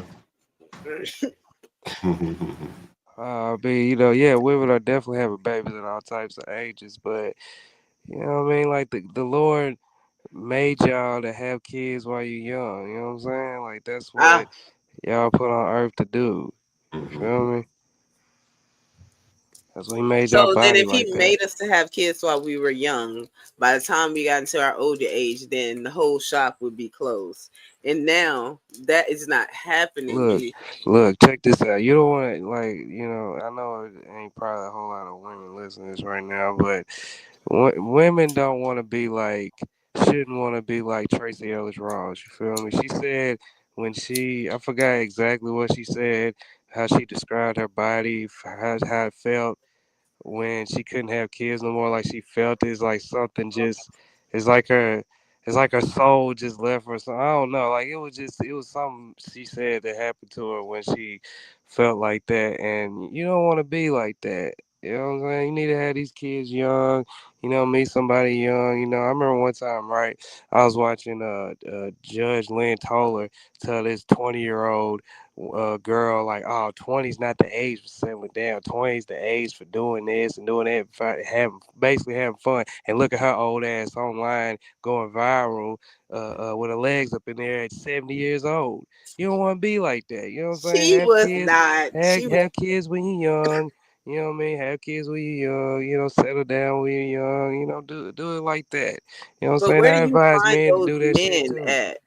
Because if these women these men are around, it's just they get overlooked at times because they want to have fun. Like Judge Lynn told that one girl, she basically told her have a good time and then settle down. Like, nah, like try to have kids and settle down when you're in your 20s, when you're in your prime, when you looking your best.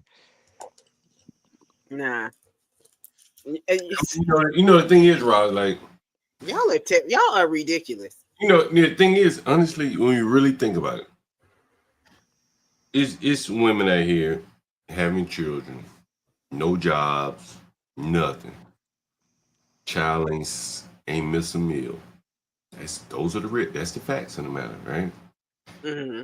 If you out here working, making $60,000-$70,000 a year, which ain't a lot of money, but it's something, that child ain't gonna starve, right? That child ain't gonna starve. If you're resourceful enough, you'll be able to raise that child up. It don't take $100,000 to raise a child. So a lot of these people they're shooting for the stars before they start their life. And I think they never reach the stars and they never really start their life, in terms of having children, or they're waiting so late.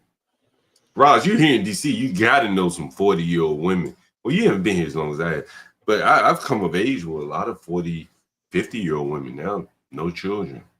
They were pursuing careers and because they wanted to live that Sex in the City life. You know what I'm saying? That show ruined Gen X and some millennial women. You know what I mean? Because they had these women running around here.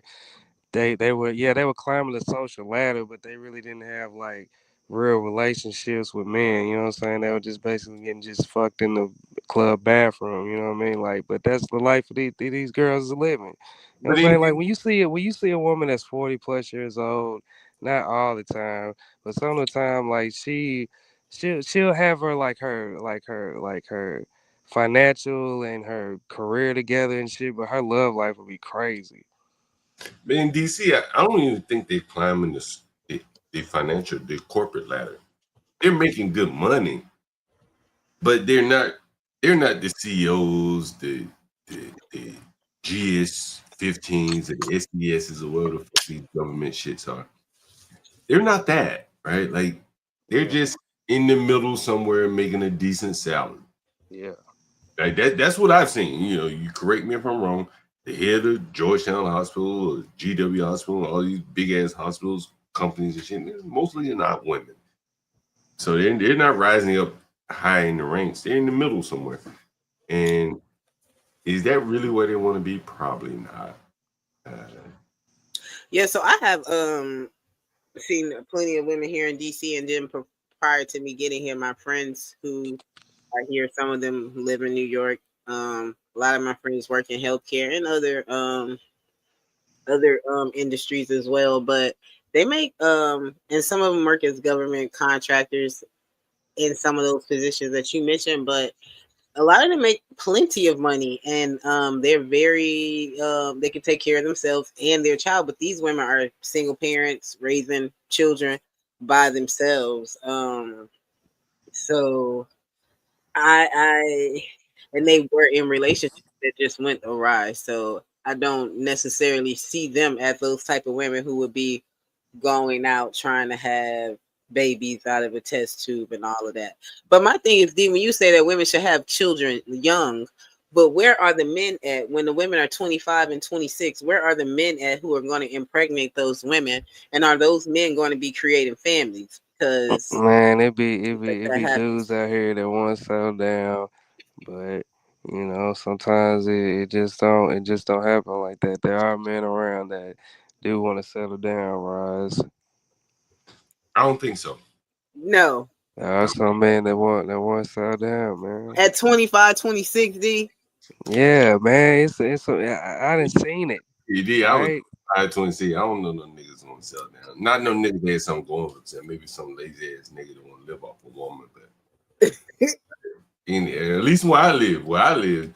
Yeah, I think that's why we have so many women who get up in age who don't have babies, who not married. They spend all their time with these men in their 20s until their 30s, and then these men don't want to have children. And then when they want to have these kids, the women already be 40-some years old now. No. Yeah, I don't see that many men. Yeah, I could be wrong. You know, it depends on what area you're in, but I don't see that many men out here trying to have families and shit. I don't see it either, D. Now, I mean, like, maybe it's regional. Now, you know, some dudes be with their chicks and they don't have no issue being with them for a while. But then there are some men who feel like they got to sow their royal oats, and older men encourage it. The men of the community encourage it also. Like, it's terrible. Any major city, you're going to have some real serious issues. That's in my opinion. Because the reason why I say this is because, you know, I live in DC and New York. And a regular dude, and shit, I interviewed the other day. This motherfucker's probably making 200-300 easily. He's 54 and he talked like a young boy. Like, you know, what the fuck I need a woman for other than sex? That's how he looks at women. Like, those problems are probably very deeply ingrained. And so I think the women are going to have to make some real tough decisions at earlier ages. Because, again, this is a 54-year-old man and he still hasn't changed his mindset. He doesn't want a family. Yeah, he doesn't. Right. And so if you're 32 years old and you look at the landscape of as a black woman in this instance, you're looking at the landscape, there really aren't many options. Do you go for the medical treatment at 32? It's kind of early. It would look. Well, I think there's definitely more to that. I think that whether it's black or white, with these AI dolls coming out, with this innovation of porn and interactive porn that's going to be coming out, men are going to be getting possibly caught up in those things and lifestyles, and women too, where real relationships, they don't want to spend that time and that commitment in doing that. Social media has already taken people out as far as like trying to connect and communicate. Now this part is going to make them super awkward. So eventually people might start having babies by themselves because that might be where the world might go. And that's crazy. You know, Rob, I was on like 30 between 34th and 35th on 7th Avenue today. Mm-hmm. There's a tall dude. He's a light-skinned guy, tall dude, curly hair guy. Maybe he's, I don't know, maybe Dominican or something. Yo, he bagged a woman right on the street. He was about 6'5", right? You know, not a bad looking guy. And she was walking down the street with one of her friends. And he bagged her right down the street, got her number and everything. I saw it. I was riding my bike down the street, like damn, this nigga just bagged this woman. And you know, you 6'5", bro. You elite. You know what I mean? Like you're gonna get the best of the best, right? In Black America, at least. That's all. This is what I know. And so those type of niggas gonna have a lot of children if they so choose. You know, and it's the women that can get in their scope that will have children by them. The other women may just have to go the medical route. Yeah, well, I pray that the people don't have to go the medical route. I see plenty of people have healthy relationships and have wonderful kids. So I just hope that people find intimacy and love. Right? Yeah, I was just talking about, like, should you wait on it? I don't know if you should wait today. I think you should, No, if you're 40-something years old, and if you're 40-something and you're waiting to have a child with a man, and I think that you haven't got that man by 40 such and such, then you need to be invested in ways to have a child by yourself. That's just it. What about 35? You said 40. What about 35? No, 35. You still have time. You got time. Okay. Yeah. The detail, you need to be pregnant by 25, but are men situated and ready to have families and careers at that time also. But I'm saying, like, forget about the man. Your biological clock is ticking with or without the man. Well, that's not the world that I'm trying to put, that culture that we want to push. We want to push relationships for men. Nah, fuck all that, because see, that's real, bro. But the world your body is getting your body is going to give out eventually. Like, Rob, listen to that black woman. And again, do you think she's gonna find a man in the next 4 or 5 years? Like, she's tapped the fuck out. So what I'm saying is, girl, just go take advantage of the medical advancements and just have that baby. You'd be a decent mother. Just have the baby. Yeah, because it's not the baby that they want. They want the man. And if they have a man, then I could have a baby. I think they want the man and the baby. I think they would be okay if they had the man and the relationship ended 2 years after the baby was born. And they still had the baby, a healthy baby. They'd be happy. Yeah, I think that is BS and propaganda. If a woman wants a child after the age of 40 and it has not been going well all up into those years and she's still waiting on a man, no. I think that she wants the man more than the child. And the man is the excuse for having the baby at 40-something years old. Oh, I met him at 40 and we fell in love. And now that's the whole story and everything. Because if she wants a child, then she's going to go make that happen. You're not about to be going another 5 more years talking about, damn, you knew it was a great possibility that it wouldn't happen because you went 10 years without it happening. So it doesn't make any sense. No, I think that's the delusion that they tell themselves in the world. If you want this child and you can make this child happen and you don't have any moral issue about it where you feel like you need to have a man in the home, then you would go out and do it. Like I'm saying, literally at 32, 31, I was talking to my best friend who were male. I want to have a kid. I'm not in a relationship. I was trying to find out how to make that happen. Literally. Would you have done it medically? Yeah, I mean, going to a sperm bank, yes. At 32. At 30, I was at 33. Yes, for me, I had done what I needed to do in life. I had accomplished certain things, careers, degrees. So you agreeing? So you agreeing with me? You agreeing with me? I'm saying at 32, if you haven't had any luck in the dating market, it might be time to go look at the medical. But it wasn't that I didn't have luck in the dating market. It was that if you haven't had a baby, whatever the case may be, yes, men didn't want the same things that a woman at that age wanted. Whatever the case may be, if you get to point at 32, should you look into it? I think the answer is yes. If you really want to have children, you get to 32, you should probably go to the doctor and say, hey, what can you do for me? I made that decision at 32, 33 because I was stable financially, all types of ways. There are some people at 32 and 33 that are not mentally or are mature or financially or any type of those ways to bring a child in. So even if you do consider having a child, always be of sound mind when you make that decision. D, where are you going?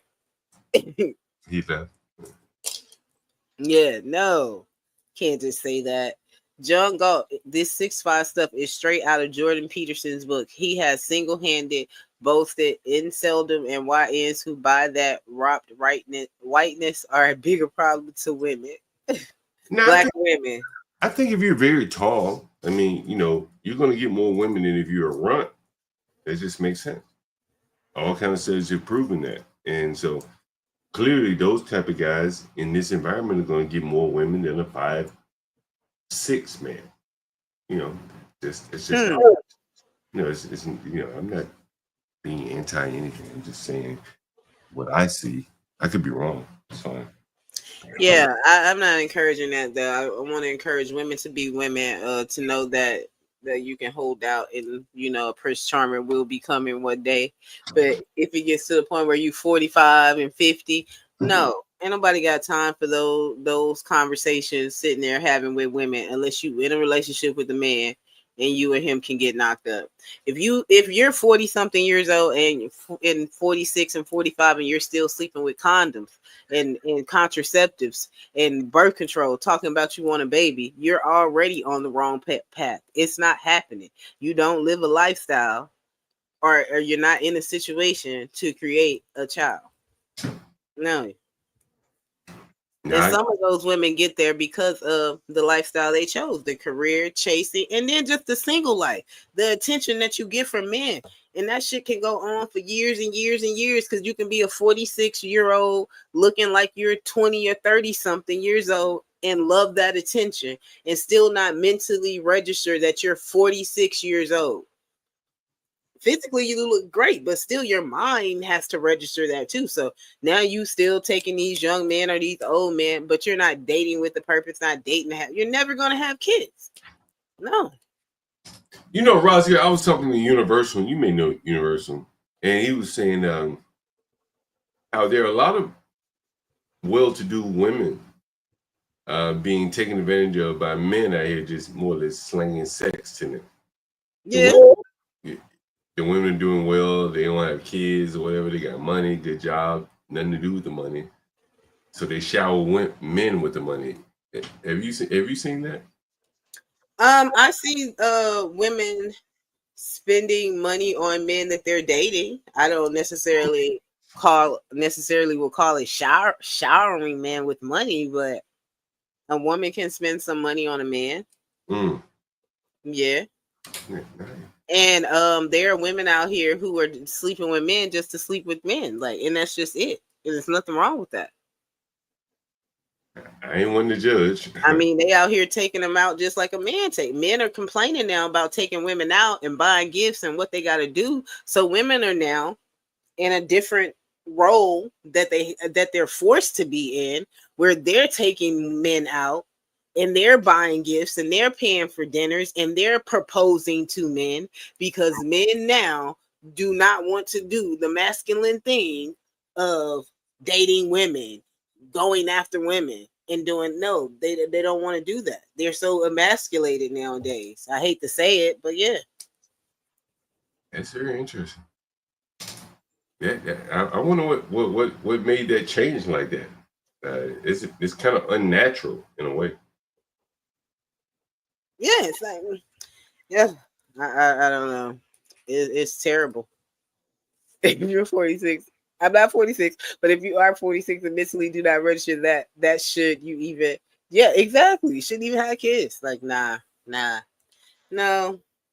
Some of these women don't want to have kids. I think that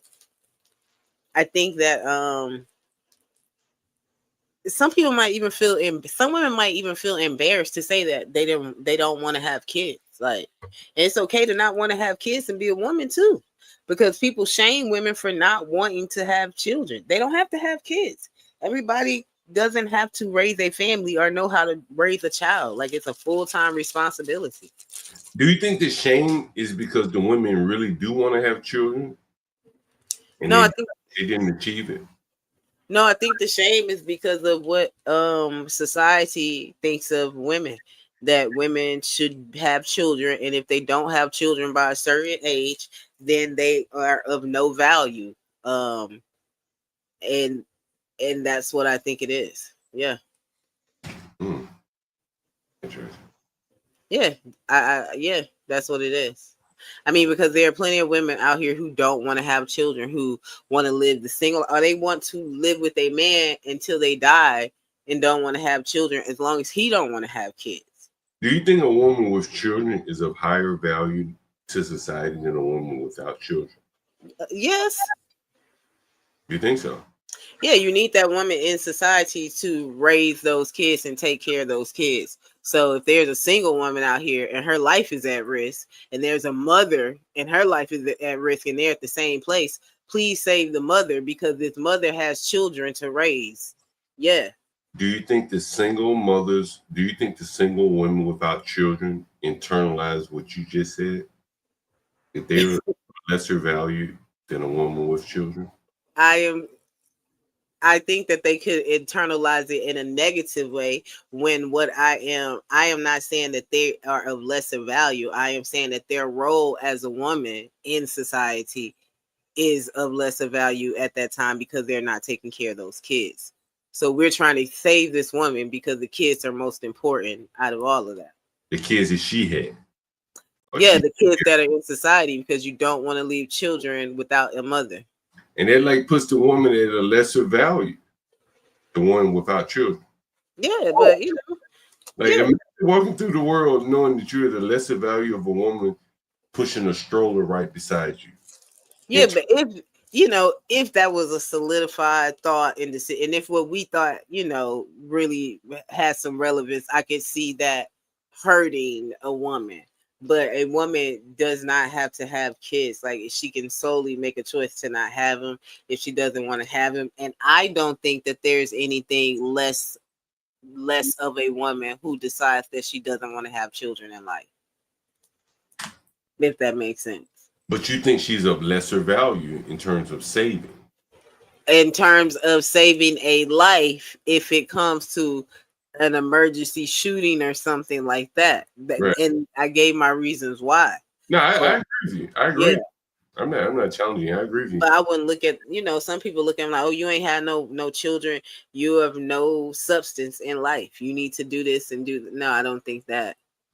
That's interesting. Stanley's in the audience. He says, oh, yeah, Stanley. That's great. She has less social value. And that's Stanley said the shame is caused by culture. Procreating and perpetuating society is a good lesser social value. Yeah, she still has spiritual value, most defined value. Yeah, see, that's what I was trying to say. Yeah, I mean, you said it. That's very interesting. From a woman's perspective, that's very interesting. I think if a man said that, it would hit a little differently. You think that women would be offended? I think it could hit a little differently. If a man said, save the women with children versus the single women. Because let's say you're on the Titanic and you only have so many boats to save people. And you say, well, who gets on the boats? Well, okay, the women. Which women? He said, well, women with children first. The women and their children first. Well, yes. I mean, like, I feel that that's the culture that America should be in for women and children. The Titanic wasn't in America, though. Oh, yeah, that's true. and it probably is a prevailing thought all over the world. If a ship would have sank in Africa, it would be the same thing. They'd be like, hey, put the women and the children on the boat, on the whatever the rafts. And if the women without children, well, they are pecking order above the men, but they are below the women with children. That's probably how it would be. Yeah, that's interesting. Yeah, they'll be right. Yeah, but I mean, like, but that's how society is, though. Like, you are characterized or judged by what you do and how you live, basically. Stanley says men who don't have children are about devalued just the same. I probably would agree. I agree with that too.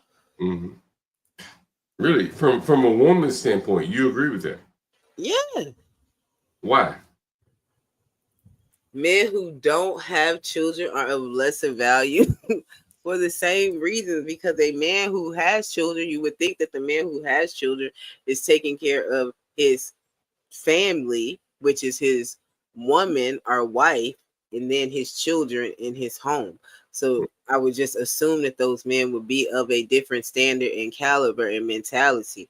Granted, I know that we have single family, we have baby fathers out here, but when I think of that, I am thinking of men who take care of homes and take care of families, who aren't out here running the streets and sleeping in other beds every other night.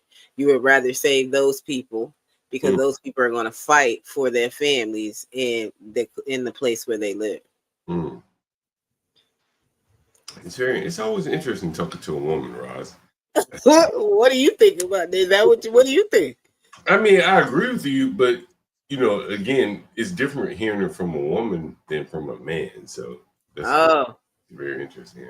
Yeah, definitely. I agree with Stanley right there. Yeah.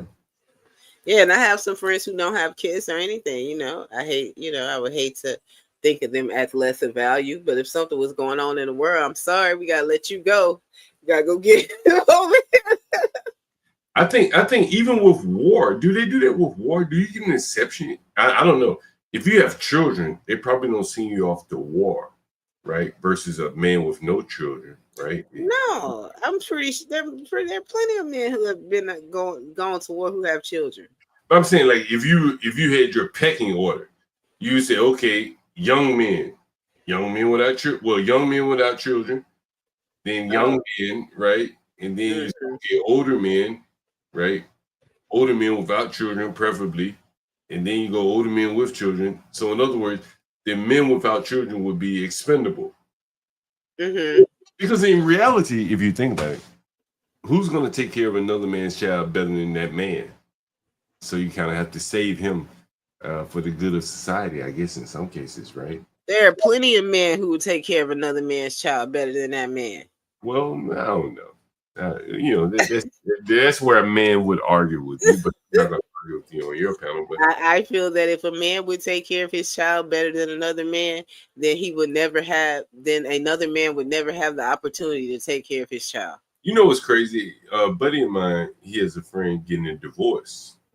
And there's a stepson involved. So it's not his child. And so the mother feels like he treated his children better, or their children better than he treated the stepson. It's not his child. That's reasonable. Right? It ain't his blood child. He may have raised him, but it wasn't his child.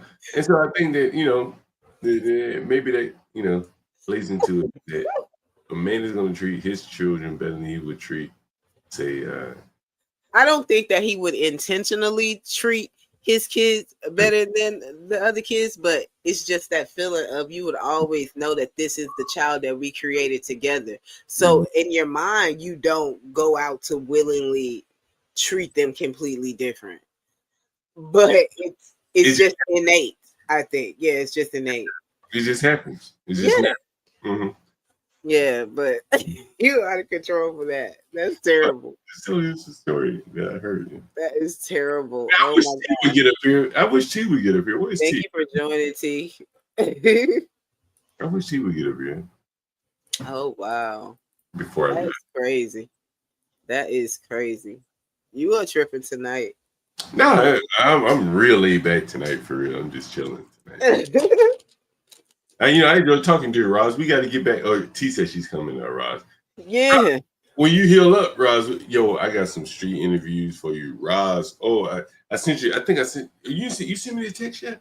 No, I think I don't have. You put it in the back. Let me put my number in the back chat. I'll put mine in the back. You ain't got to put yours in case somebody hacks the shit. They get mine instead of yours, Roz. I think I put that in wrong anyway. Send it to that number. Is that right? Yeah, send it to let's see. Okay. Oh, that's the number I have. Yeah, send it to me.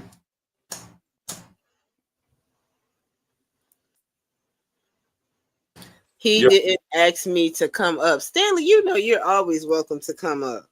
But TJ's not good. But yeah, Ross, I think I got these great interviews. It kind of fits more or less, kind of probably more in line, niggas I like to talk to. But Uh-huh. I told you I described an old head black dude hustling though. Mm-hmm. It was a hustler, like got the personality and all. I think I've seen the video when you seen it. Yeah. Let me find my phone. Oh, and he yo, I got some places for some. I was riding my bike through Manhattan. Oh shit, Raj. Yeah. You ever been to Manhattan? Yeah. Okay. You ever been down Broadway before? Yes. Yo, you ever heard of 15-minute cities? I have heard of that. What's up? Yeah, we watch. They even have a show on like one of these channels I watch on TV with that too. Yo, I was riding up 5th Broadway. Mm-hmm. I was on the phone, just talking. Broadway has now been made like basically a 1-lane street. Oh wow! And the rest of it is for bikes. Like you can't drive in Manhattan. Oh wow! Driving this shit, right? Between the tolls, the speed cameras, and just it's all bike lanes. Mm-hmm. Like that shit is amazing. Like see, I love that. I mean, it's good for if you ride bikes. You ride bikes? Yeah, we ride bikes and rollerblade everywhere. Mm-hmm. It's great for that. Yeah, but you remember when I say no, we don't drive. Well, we have 2 cars outside, but we don't never drive. We're always riding bikes, always rollerblade, and walking a lot too. So yeah. Yo, Manhattan was like anything I've ever seen before. This shit is like they're trying their best to be like Europe, like Amsterdam. Oh wow! Honestly. Really? Okay. But the people don't fit. You know what I mean? Like, you want to be Amsterdam, you gotta Amsterdam people. Yeah. Man, I think Broadway was like basically one car could come down the street. Mm-hmm. Like, 1 lane. The rest of it was bikes and people sitting out. It's fucking amazing. Like it turned their whole city around. Oh wow. Yeah, amazing. John, can you talk to the people for me while I run to the bathroom, please? Yeah. Thank you.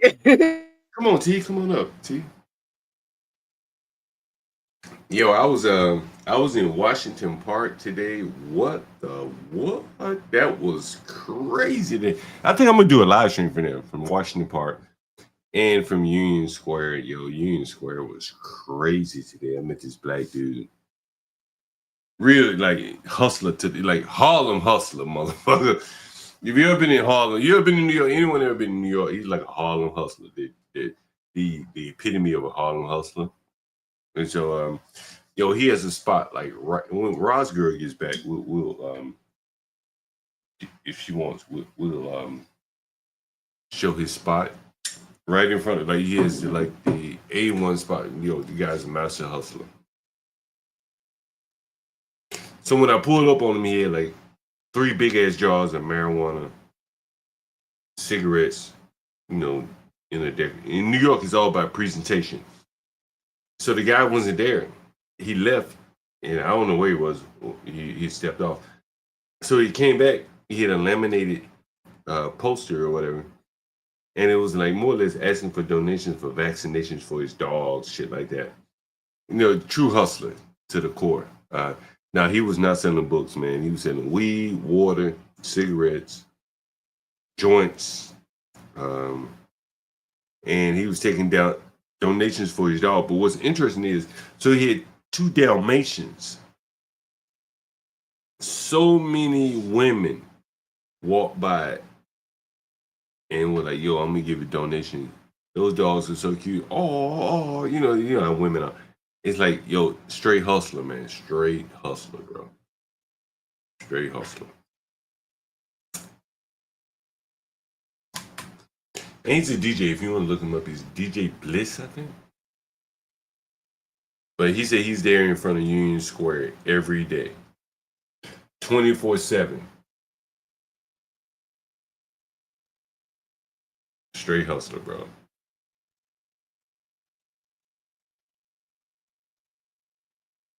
Oh damn, nigga on your Instagram too.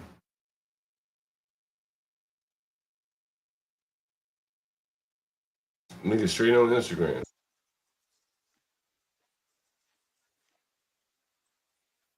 nigga straight on.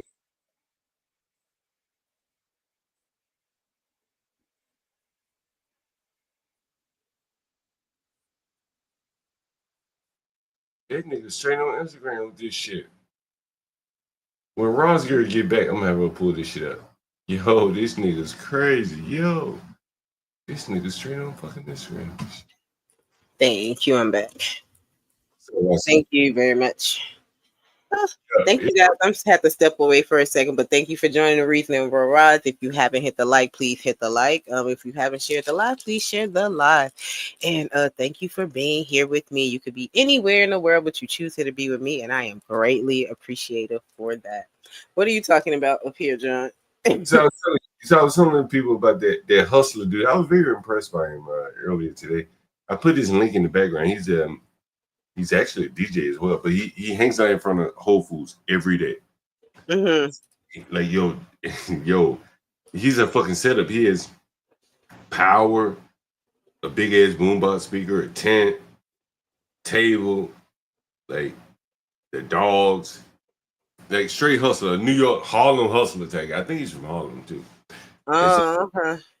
And so I put this link in the background. So I'm going to do a live stream with the guy. Anyway, he has like the prime spot right in front of Whole Foods in Manhattan. Mm-hmm. And I'm talking about thousands of people walk by there every day. Yeah. And he's selling Lucy's like Eric Garner was selling Lucy's. Straight up. I sat down with a nigga. I'm like, bro, this shit ain't illegal, my nigga. That's what I'm about to say. Anything against the law? Nigga, that shit definitely what I'm saying. New York is like, you do whatever the fuck you want to do. And he look, this nigga, he a straight Harlem hustler for real. Like, you want to tell me when I say a Harlem hustler, like these niggas sell anything. Well, I definitely pray the best for him because as soon as but he type of nigga that if you shut one thing down, he move on to the next. He a hustler. It's just that whole being on video now on a social media element and calling yourselves hustlers and gangsters and broadcasting everything like that. Now, like he's the antithesis of J Prince or whatever you call it. Oh yeah, okay. Like, you know what I'm saying? He said he'll sell water to a well. Like he's out in front of Whole Foods. Yeah. And so I said, man, how the hell did you get down here? You know, because it's a train right there, but he had so much shit. And he said, yo, I bring all this shit down here on my scooter. Like, so he's a true hustler, like table. He has dogs and shit. So he has these dogs set up like they're Dalmatians. And he put a sign up, said, hey, give me some money to help me get these dogs vaccinated and well taken care of. And the fucking white, that's him right there. It's the black dude right there. Straight fucking hustler, Harlem hustler. And so he really in front of his place there. 5 p.m. to 3 a.m. Wow. Every day. Like if you click on New York, what is it? Bliss right there, you'll see some of the pictures where he shows the backdrop. And right directly behind him is Whole Foods. He has an A1 bro hustling. And so I got videos. Let me see if I've seen video. Yeah, of his spot. And he has like let me see. Oh, that's cool. Yeah, dude, straight hustling, bro. Straight New York. Interesting. So it's like a club, or what is it? Like a club, or side? He had a park, right? He just DJ there. Union Square is like a free fall, right? It's like a free fall, and so you can do it more or less whatever you want to do. And so he has like a prime location. And I just sent you the video. I thought he was hired like by the city or something. Oh, okay. The hustling. Like he got his but it ain't just him. There are probably 200 other like tables set up. Some sell books, some sell, whatever they sell. Tarot card readings, whatever. But he sell weed. He sell weed and water and cigarettes. That's what he sells. Oh. Yeah, healthy mix, huh? And he doesn't drink, so a very healthy guy. But anyway, so for people to talk about they can't make money, like here's the guy, probably not as educated as some, but he's out here hustling every day. He's probably making pretty good.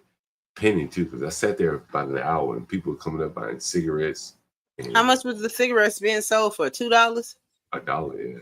He's selling for, and he's selling. You giving them a bargain for $1. Yeah, $2 bottles of water, which you're probably buying 30 cents, right?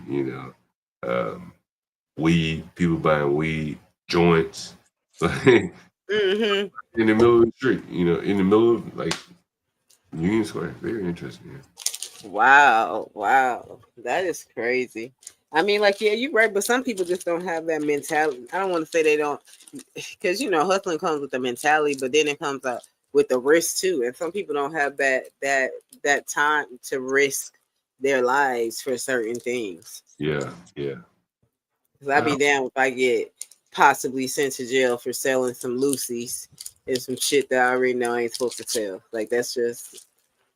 I asked him that, and what's interesting is that I talk a lot of time about sometimes it takes more than one person, and there was two of them out there, him and another, because the guy had to run off and get a laminated poster for the dogs, and so he had to have someone man the spot, and so he had a guy with him, and that's how they made it happen. So, I tip my hat to those people. They're not doing the traditional way, but they're not out here begging. They making a living. Do you recommend this to a YN as a career path? Stanley says. I mean, I think the difference between the YNs and this guy, as you can see, he's older, and you see right there on the screen, he says, "I'm here from 5 p.m. to 3 a.m." And when I talk to him, be like, "Bro, I'm here every day. I got to protect this spot. It's like real estate." He has prime real estate. And if you're familiar with New York, like they're like what do they call it? Hot dog cart wars. They fight over location. And this guy has like the location. He may make thousands of dollars, who knows? And he had the DJ equipment and everything. Nigga be playing music and everything. Wow. But he's investing in his business. Like he has a tent, he has a power. He has like AC power. You know what I'm saying? Okay. Like, he got plugs. Yeah. So he running fans. You know what I'm saying? He he's investing in where he is in the world. He's doing the most. Oh, and that's great. Right, and then I think that's what you have to do. You may not be able to be a medical doctor, but hard. Like there's space for you to make a living, and this guy is doing it. And he's doing it with a very positive outlook on things. So, anyway, I thought it was good. That is. Yeah. Ross, I gotta get out of here. It's always good talking to you. Oh, you too. He just left like that. Why would an older black man do this, John? Investing in a legal business is admirable. What the fuck are we teaching our kids? Exactly. Exactly. I just don't have no patience for the old hustler. Like, somewhere down the line, something should have changed. But now we got the old hustler. Like, why do we have the old hustler? I don't know. I don't know, you guys. How are you guys doing out there? Some people come up here with a whole bunch of stuff, and I'm never here to make a mockery of black people or exploit anybody. So they're just some videos of some people that I'm not going to show. And I don't usually share videos, so I'm usually really leery about what it is that I share. But thank God that those were some good videos of some positive people, somewhat. But we want to encourage careers, education, trades, jobs, stability, things of that nature. It's a black job. Exactly, Stanley. He says it's a black job. Yeah, so I have started I think I said I started physical therapy. I'm now shifting weight back and forth with the crutches. Not really moving my legs, but I'm moving my hips. So yeah, I'm trying to do that. Hope I'll be walking soon. They keep saying 6 months to a year. Um that's a very long time, y'all. Like I don't even know what I'm going to do. I just, if anything, I want to rollerblade, but I want to be an active parent. I want to be able to take my daughter to the park, like I said, and take her places. So yeah, but just getting, it's always hard when you're trying to get the mental to align with the physical. So it's like you can walk, you can walk, you can walk, you can walk. But how does that look physically? It looks like me shaking. I'm just standing there shaking like this because I'm trying to somehow pick this leg up and move it, and it's never really moving. I thank God every day though for great insurance opportunities, things that help me get through it. But the hardest part, like I said, is the isolation and seclusion. I've been here since April the 23rd, y'all. I've missed concerts that I bought pre-tickets for. I've just had to like just do all types of stuff. It's just been really, really hard, but I've gotten it done for the most part. But it's stressful and draining. Hi T, how are you? Hey, how are you? I'm good. That's good. How's your night? How was your Saturday? Very busy. Had a funeral Oh, today, so you know how that goes. yeah, my condolences to you. I'm sorry. Thank you. And I want to tell you sorry as well about your uncle, I Yeah, think you thank said. you. Yeah. Yeah, I'm wishing I could get to Houston so I can go to this, but who Yeah. knows? Doesn't look like I'll be leaving until next week or something. But I'm not Oh, flying. okay. I can't fly still because of the surgery. They said I can't get on a plane, so I have to ride in the car. Ooh. So we shall see. That should be a long drive, right? Oh yeah, it's about 23 hours, but we love it. We Ooh. usually make it in one day. Oh, okay. Okay. Yeah, that's because my love just be going and going and going. I just like to sit there anyway. So yeah. Yeah. Okay. Well, that's good. Yeah. Safe travels to y'all. Safe travels. I'm sorry to hear about that. Was the the funeral in Dallas? It was in Dallas. It was my sister-in-law's husband. Oh my God. Yeah, girl. Tragic death. Oh, That's all I can say because you know I'm it's sure. a touchy thing. So Yeah. yeah. Definitely said my 53. this is 53, just tragic, just terrible. oh wow. Yeah. That's rough. I feel so bad for her though, because Do they have she just children? no children. He has children, but she doesn't have any. They Mm-hmm. met a while ago or whatever, and they would have been married. It'll be 6 years this August coming up. Oh Yeah, God. and that's all she wanted, and she had finally found her match made in heaven. Yes. And child, it's just Oh my sad, God. such a sad thing. But yeah, we definitely got to be there supporting her. Oh, that would kill me. Yes, yes. I would Yeah. lose my mind. If I lost. hmm Mm-hmm. She loved that man, Yeah. and he loved her too. So it's sad. Well, at least she had the chance to experience that in life, and Yeah, that's a blessing for God, and they experienced it with Him. So yeah, that's a good yeah. thing. Mm-hmm. Yeah. So Yeah. So we were talking yeah. about people dumping their issues on you, their emotional issues, emotional dumping, and how do you deal with that? Um, is it healthy? And Um, able to tell people when you can't handle their issues or their problems. I think that's a hard one because this is something that I think I still have to work on, but I try to be mindful of dumping my issues on people. Like, just say if you're going through something and you call somebody that you're really close to and you just want to vent, Like, oh my God, girl, let me tell you what happened. Let me tell you what's going on with me. But I think first people should consider like maybe that person is going through something too before you just start going in about your problems. So maybe say something like, hey, are you good to talk? Are you okay? How are you feeling?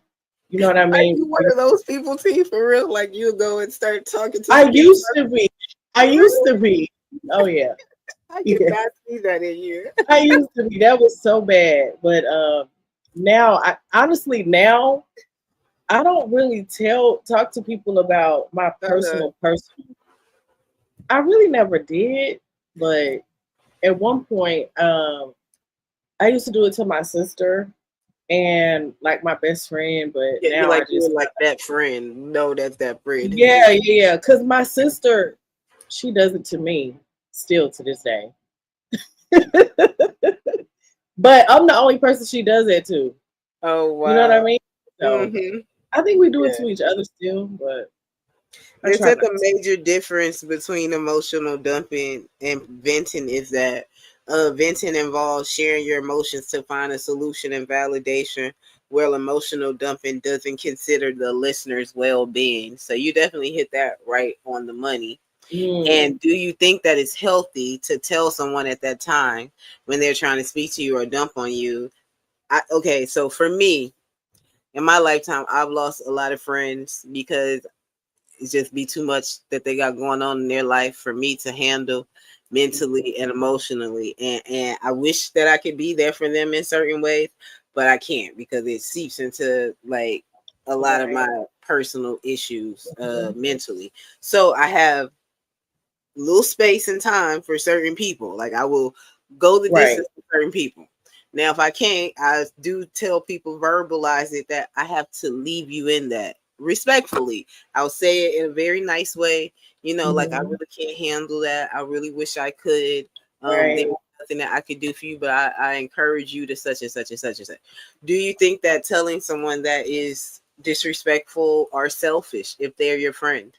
I actually don't. I mean, as long as it's respectful and polite, I don't see anything wrong with saying that. Now, if the person, I don't want to use that word, but some people don't understand or don't care to understand, though, if someone can't handle, what they're going through at that moment. Oh, yeah. It can cause a lot of breakups and friendships and all kinds of relationships, because I've always been the type of person, like with friends, I try not to do too much or tell too much to friends or associates. Yeah. Because I feel like it's kind of pointless in a sense. Because a lot of times I feel personally that people really don't care that much about you. They'll say that they care, but they really don't. And you know what I mean? Because sometimes, yeah, I care, but I can only care so much. So much, yeah. And then I have my own shit going on, so exactly. There's that. So. And then if you don't show up for them how they would prefer you to show up, now you haven't been there for them. So I think that's another part. I don't want to be responsible for a person's happiness, or if they, like if I don't pick up today, they're going to lose their whole shit because they're not able to talk to me. And I think that's a level of emotional dumping can also create an emotional dependency that you don't really realize sometimes that you're creating. I agree. And I feel like it's okay, especially at our big ages, that we don't get to talk to our friends every day, because everybody has their own life, family, kids, husband, whatever you have going on. Like, we don't have time to be on the phone every day, all day. That don't mean I don't love you, but girl, I got my own shit to do. You know what I mean? So I know that you have been having B Simone as your avatar on your channel. What do you think about her coming out like 10 days after the fact of her saying that she was broke to say that she never said that she was broke? What do you think that is about. I didn't even know she said that. She oh said yeah, that. so the whole interview was going where she was, oh, I went to HM and that her The and H&M, yeah. yeah. So now there's the video of her talking, and she was doing her live, and someone in the live asked her, how did you go broke? And she tries to play stunt. She goes, broke? Whoever said they was broke? I know I didn't say that. Penny pitching maybe, but I've never said I was broke. Like well, she may not have said she was broke, but she kind of alluded. She was crying that she had to leave the store. Like, yeah, what was it? What store was it? Bloomingdale's or something? Bloomingdale, yeah. And to Come go to on, H&M, like, I'm like, girl, you're really? crying? So there if you're are bigger crying, issues. There's something going on. So, yeah, it's crazy. I think she was gaslighting her audience with that because she knows damn well that's what she meant.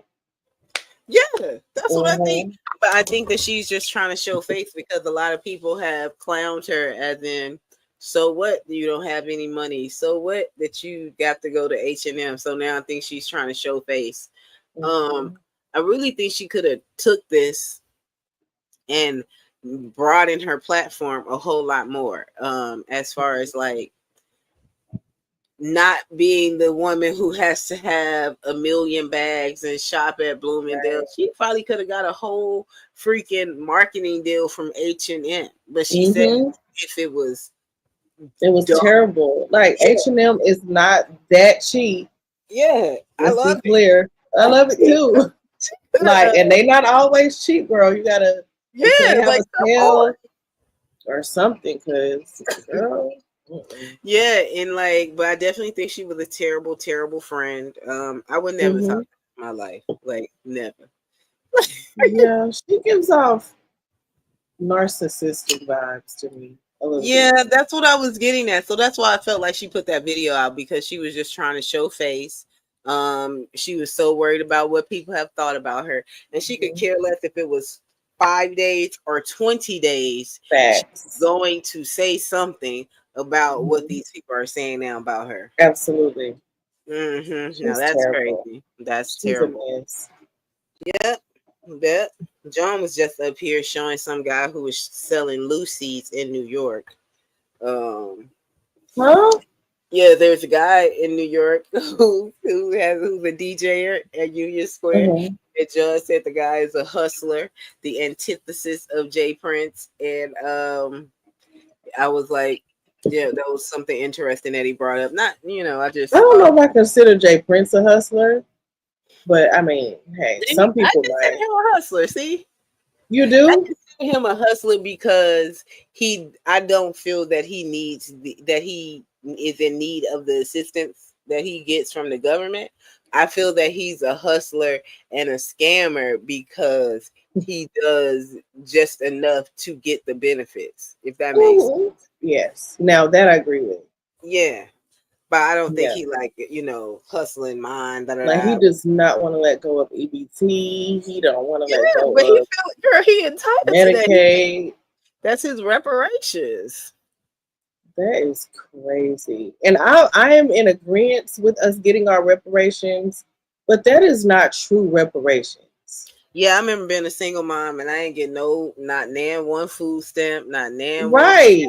Not nan what. So my thing is, wow, he is getting all of this. He gets his phone bill paid. I was trying to pay for daycare every week. Wow. Daycare was, oh my God. Come on, I couldn't wait till the kids turned 3. Do you hear me? Like daycare was like paying that every week was depressing. And I had 2 of them in there. Oh yeah, I could not do that. Oh no. Oh wait, that was crazy.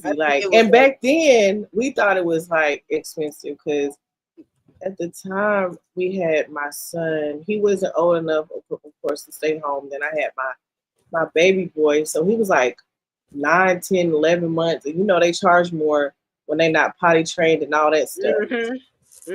So, and then at that time, so my son, my oldest had to be like 7, something like that. All 3 of them went in there, just 2 of them, right? Because that's a lot of money. No, only have 2. I only have two kids. Yeah, so they were both in there together. So we would pay like, man, it was like over $1,000. Like, wow. A month. So like 1,200 a month. Yeah, see, and now it's much worse. Oh yeah, because I remember my daughter's 10, so when she was there, I know I was paying like $365 a week. Yeah, see, could not wait for it to be over with. I could not wait. I'm so grateful. Thank you, Lord. Yes, God. I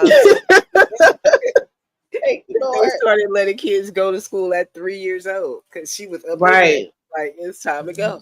And and then I looked at it like I was worried every day that my little every day was in school at 3, but I just thought about how smart she could be and how it was just enriching her life. But compared to all the big kids, girl, I would fight a whole mama. Do you hear me? 4-year-old hit by 3. I would fight a kid. Like I'm that mama. Me too. I'm that mama at the park. And if I see somebody messing with a kid messing with my kids, oh yeah, I got it. Hold on, wait a minute, we're not doing this. Yeah, I'd be like, you gotta go get your mama right now. You gotta go get your mom. All that. Please, where is she? Because I'm about to hem you up by these monkey bars. Oh, yeah. All the way. My kid don't even want to tell me nothing. She be like, go over there, mom. Because you know how you are. Yeah, okay, whatever. I just want to make sure you're safe. That's it. Mama bear. Yeah, that's it. 24/7. Indeed. I am so trying to get down to Texas. I started the show off saying how homesick I was and how I haven't been able to move this foot. Yeah, it's driving me insane now. Like, would you ever move back? Yeah, definitely. I'm planning to move back once my daughter gets older. But the school system in Houston is all jacked up. It's privately owned or something now. Like I was trying to leave before that whole system started. But nah, I won't move back no time soon. And of course, I also moved up here for work as well. So as long as I'm working at the university, then I'll be here as well. So okay. Yeah. I'm kind of what is it? Content with things. Okay, gotcha.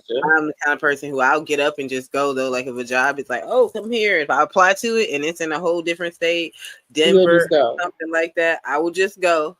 Really, like what about your husband though? Like what about? Yeah, that's how I am though. Like he so desperately wants to go to California, so why? It's expensive. He loves California. We lived in California. He lived is he from there? No, he's from DC, but he lived in California, with the Navy and stuff when he was enlisted in the Navy and all of that. I lived in California my first years of college. So I just didn't want to go out there. But he's always, girl, he would go to China or wherever. So that's what's up. We're kind of adventurous like that, but I love it. Try to go anywhere besides California, but he's trying to convince me though. Yeah. What about Denver? New York? Oh no. I hate New York. I mean, I really do hate New York so bad. Me too. But yeah, no. Yeah, it's way big compared to here in DC, and then it's just a million people. It's too many people. Filthy to me, respectfully. It does stink. Filthy. And I think the last time we went was last year to a reggae concert, and I wanted to go this year for Bougie. And then they got Vibes Cartel and all that. Ain't no way I could go stand out there. It's just terrible. Lionel, do not call DMV trash, and you from here.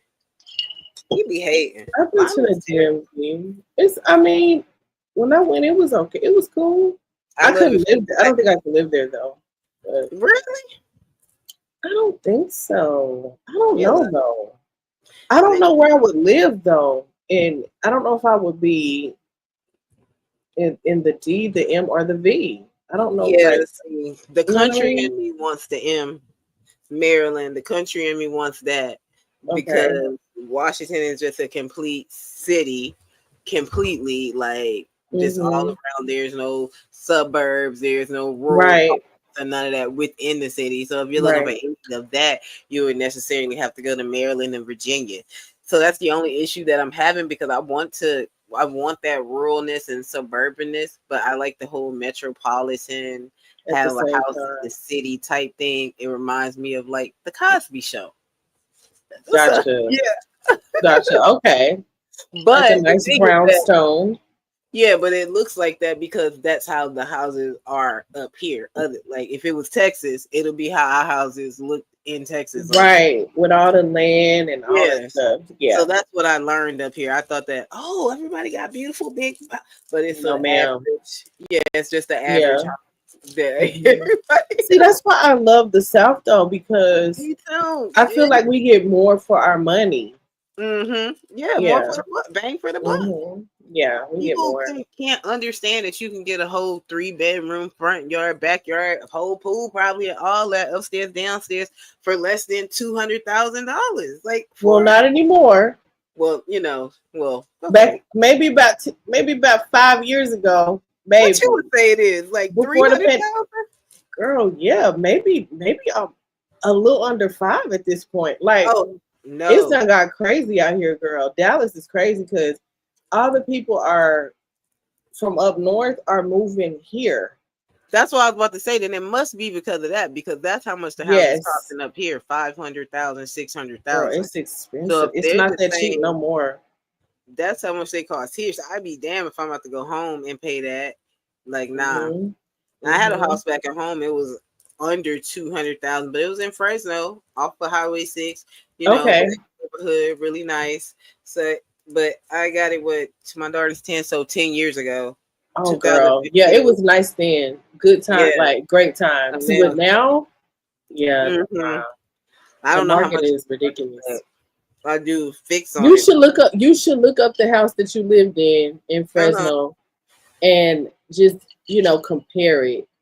Yeah, we still have it now. So okay. You should probably look up the market value, what it is now. Yeah, I promise you, it's crazy. So now you just use it as a rental property for people to rent it and all that good stuff. Exactly. Yeah.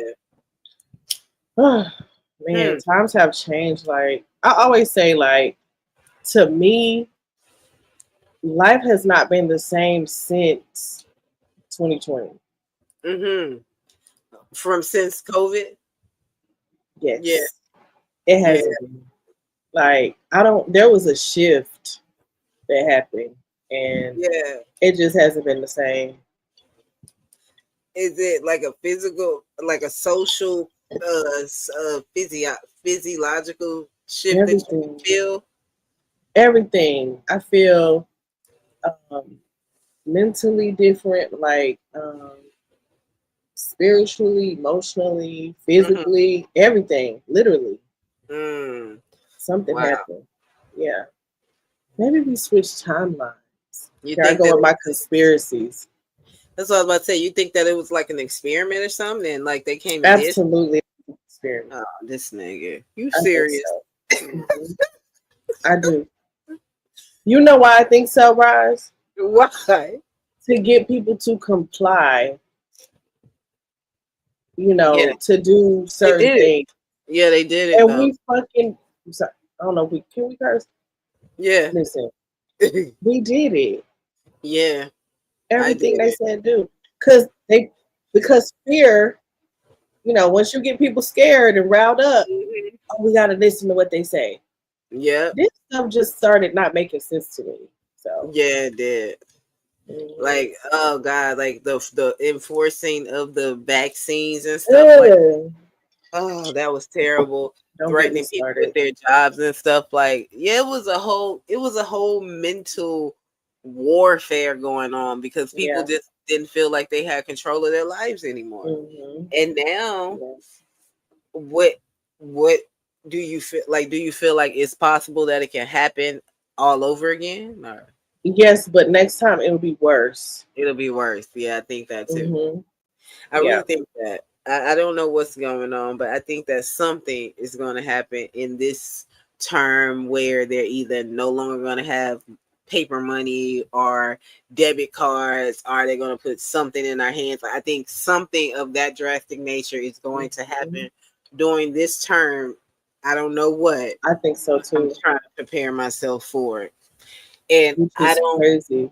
Yeah, my thing is when I think of it like that in regards to some financial and monetary stuff, I only think that you can only get in line with your credit in the banks, because if you don't have good credit or enough money, then you're not going to be in the game. And maybe I'm wrong for thinking that, but that's the biggest way that they try to separate us if they can't do it by race.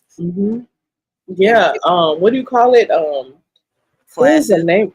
Yeah, the classes, and then there's something else that people were calling it. Is it the social credit score that people were talking about? I don't know. I can't remember, but yeah, I don't know. I guess we'll have to see what happens in the next 3 years. What's the social credit score? T, I ain't never heard of that. What's that? I don't know if that's the correct term, but I want to say, hold on. Oh wow! Because they have that apparently in China. Let me read what it says. Okay, China's social credit score system is a government initiative aimed at evaluating the trustworthiness of citizens, businesses, and government entities. But I guess that would be the same thing as like our credit score. I guess they just call it something different. Because basically your credit score is the same thing. Like, can you pay shit back if you borrow it? So I guess, yeah. I guess it's the same thing. Yeah, basically. Yeah. Social credit score. Wow. That's what they call it. China's social credit system. I was watching something on IG the other night, and there was a black guy in Taiwan, and I want to say China, but he was showing me he was showing us the McDonald's in China, and he said it was different. So it had like fried chicken and all this shit, but they gave him a program to put on his phone. So he didn't pay with his phone. He paid with his hand. He put his hand in front of the thing, and it took the payment. And he said, "Oh my gosh, you guys, I paid with my hand." And then he went to another store in China and did the same thing with his hand from some program that he put on. I don't want stuff like that. I don't want that. I'm not ready for that. I'm not ready for the AI stuff. I'm really not ready for that. Like, me either. Like, AI is kind of creepy to me. I don't know how to feel about it. Yeah, like Lionel says it's coming though, but come on, man. So, it's like I think the problem that I have with a lot of this AI, this chat GB, what is it called? Whatever it's called. GPT. Yeah, GPT. I think the reason that I don't like it is because I feel like they're taking human consciousness, and building it into a machine or a system or a database, if that makes sense. Kind of like algorithm, right? It started with algorithm on social media. Now they're making it into like it's becoming too real, too it's just I don't know. See, I think that is the issue though, right? The human consciousness that it will lack. That's the problem, yeah, that it will lack emotional depth to feel like robots. Yeah, I seen I think this is in Denver, the US 911 dispatchery. They're using AI callers to take calls, but they're only using them for a short time until they can hire people. And they said that AI could never fill those positions because they lack a social, emotional, empathy, and apathetic feel that they can never provide to a person calling. Right, that makes sense. I mean, because at the end of the day, they're not human. They don't have a soul, you know. So I mean, so it's just not the same. But I just think I'm tired of people trying to play God. That's my thing. Yeah, it's like they're. Go I'm sorry. Go ahead. I'm sorry. No, that's what I'm saying. Like, I feel like these people who are coming up with this stuff, they're trying to play God. And I just don't think people should try to play God. There's only one God. Should we have robots? I cannot do the robot thing. I just don't want a robot No. up in here. I went to my daughter loves sushi, took her to a sushi restaurant, and there were robots walking around, getting the food, bringing it to the table, bringing the juices. It had a little pouch on the robot, and we could just pick our juice up out the robot's stomach, and then it just rolled on off. But it was a true legit robot in an Asian restaurant in Houston. Like, they got everything, yo. And they bring it everywhere they go. If they was in Africa, they're gonna bring their robots to Africa. If they in Jamaica, they're gonna bring them there. Like, the Chinese is doing it. I don't know. I don't personally, I don't like it. I don't like it. I think, I don't know. Thank you for letting me say all that. I don't like it. You know what I mean? I just don't think it's a good idea. Like, and then next thing you know, like, people are gonna start trying to sleep with the robots. I can't. But they're making sex robots. That's what I'm saying. They're making them. That's crazy to me. Yeah, they're making them. And then if you have those virtual thingies that they put on, right, and they look kind of real with the. Yeah. So you already have men going their own way. You already have passport men. So this is really going to change the times if people. But I think that I just think that oh God, I got a whole lot of. God forgive me, but I'm really gonna have a whole lot of judgment for a man who buys a sex robot. Oh, I am dragging. I just want. Listen, when I tell you I'm going to drag, out of all these, I'll be like, you so lame. You can't even get a real woman. Like, what is going on? And you waited all these years. They put it out just for you. Like, no. This guy here says the idea is already reality and is growing. What's wrong with a sex robot? What's wrong with it? And this is what I'm Lionel saying. gotta be playing. I just said this when John was up here, because some men don't want relationships. They don't like you. You said it, T. You said these men don't want relationships. They just want homegirls and wigs or something, like the homeboys and wigs or something. Like, they don't want to spend time. They said their piece has been infringed on. They might just roll Roblox because it fulfills them.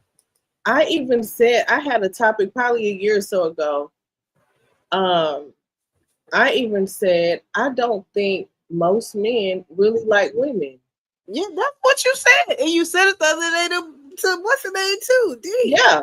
I really don't think men, like, I feel like most men only like women for, duty. Like, duty. What can you do? Like, can you cook? Can you clean? Can you give me some? That's really it. They don't care about. I really feel like men don't care about what we really going through, what we feeling, our emotions. Like, and even I feel like sometimes men will act like they care just to get a piece. Oh wow! At least the robot was. Even with my man, I still feel that same way.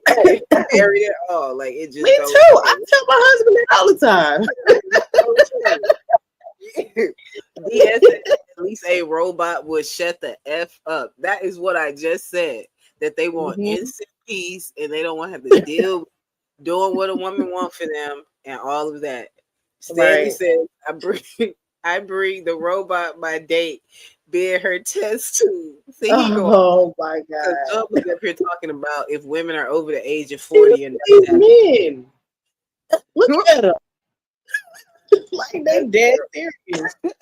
Roz, look at this. Like, I'm so sorry. Like, There is no way I would choose a male robot over a real man. Are you kidding me? Yeah, that's what I'm saying. And that's another thing. Like, and even for the woman, the robot still doesn't have that emotional. Right. It's gonna be rubbing on your ass, like with them hard ass hands, metal hands and shit. It's crazy. Like you gonna tell him to just do what you don't want no soft hands rubbing on your back when you come home from work and you tired. It's terrible. Like y'all are men. I don't know. They don't want to do. They don't want to do relationships. That's terrible. They just want sex. They don't want to do relationships. Hang out with their homeboys. Do whatever. See, my husband, he's not a homeboy hanger outer with her, if that's a word. Yeah, see, you know what I mean? But mine likes to go out with his homeboys all the time. Like when we were younger, he did a little bit, but now he don't really too much. He just not like the clubs or nothing, but just like hanging out. Best friends every day. Like every once in a while, mine will go out. On the phone, talk on the phone every day to his best friend, who's a male. See each other every day, hang out every day. Like, you know, he a single? Is he a only child? My guy, is he an only child? Oh yeah, no. He's the only boy, but not the only child. That's probably why, though. Yeah, yeah, yeah. I mean, like, because my brother is like that. He's the only boy. So he has like a lot of friends, you know, hanging out with the friends, the boys, whatever. Yeah. But me and my sister, child, we could care less. Yeah, me too. I'll be like, child, I'm at home. I'll see you when you get back. Bye. None of that. Yeah. I mean, like, we too old to be having slumber parties and stuff. Y'all need to leave. Like. Yeah, I haven't had a sleepover. Jesus. Ooh, I think since before I had my first son. Thank you. That's what I was saying. Like, after that, child, the sleepover is with my kids and my husband. That's the sleepover. Yeah, you get put out. Yeah, we ain't doing those sleepovers. Get shot, because women be doing too much, too many emotions, too many. Oh, girl. I wonder how much the sex robot would cost. Probably be like a down payment car. Yeah. I think they would run about 20 G's. And then wow. And I wonder how they would advertise it. Like, with particular sex dolls, do like cook breakfast and lunch and dinner and then give you sex at night with another one? Or do you program it that way? You probably can program it, maybe. Wow. Oh, he said they're already literally out $110,000. Who's paying for that? Who is paying $110,000? A weirdo. When you know, to get it off is free. Like, come on. That's ridiculous. That was ridiculous. 110K, like. He said some are also 160,000. Okay, what's the low ball cheap one? Like, where you get the off brand one from? And what that one do? They advertise it with that.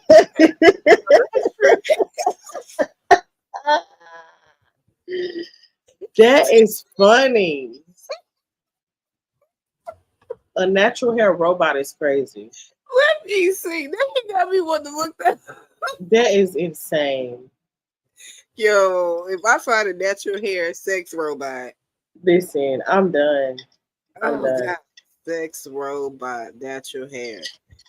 Oh my God. Okay. Yo, you got these pictures blurred, so I guess it's way too explicit. Okay. Yeah, I don't even want to look at it because I don't want that to end up on my phone and then a job or some shit, or the police knock at my door or something. Okay, like, what were you looking at?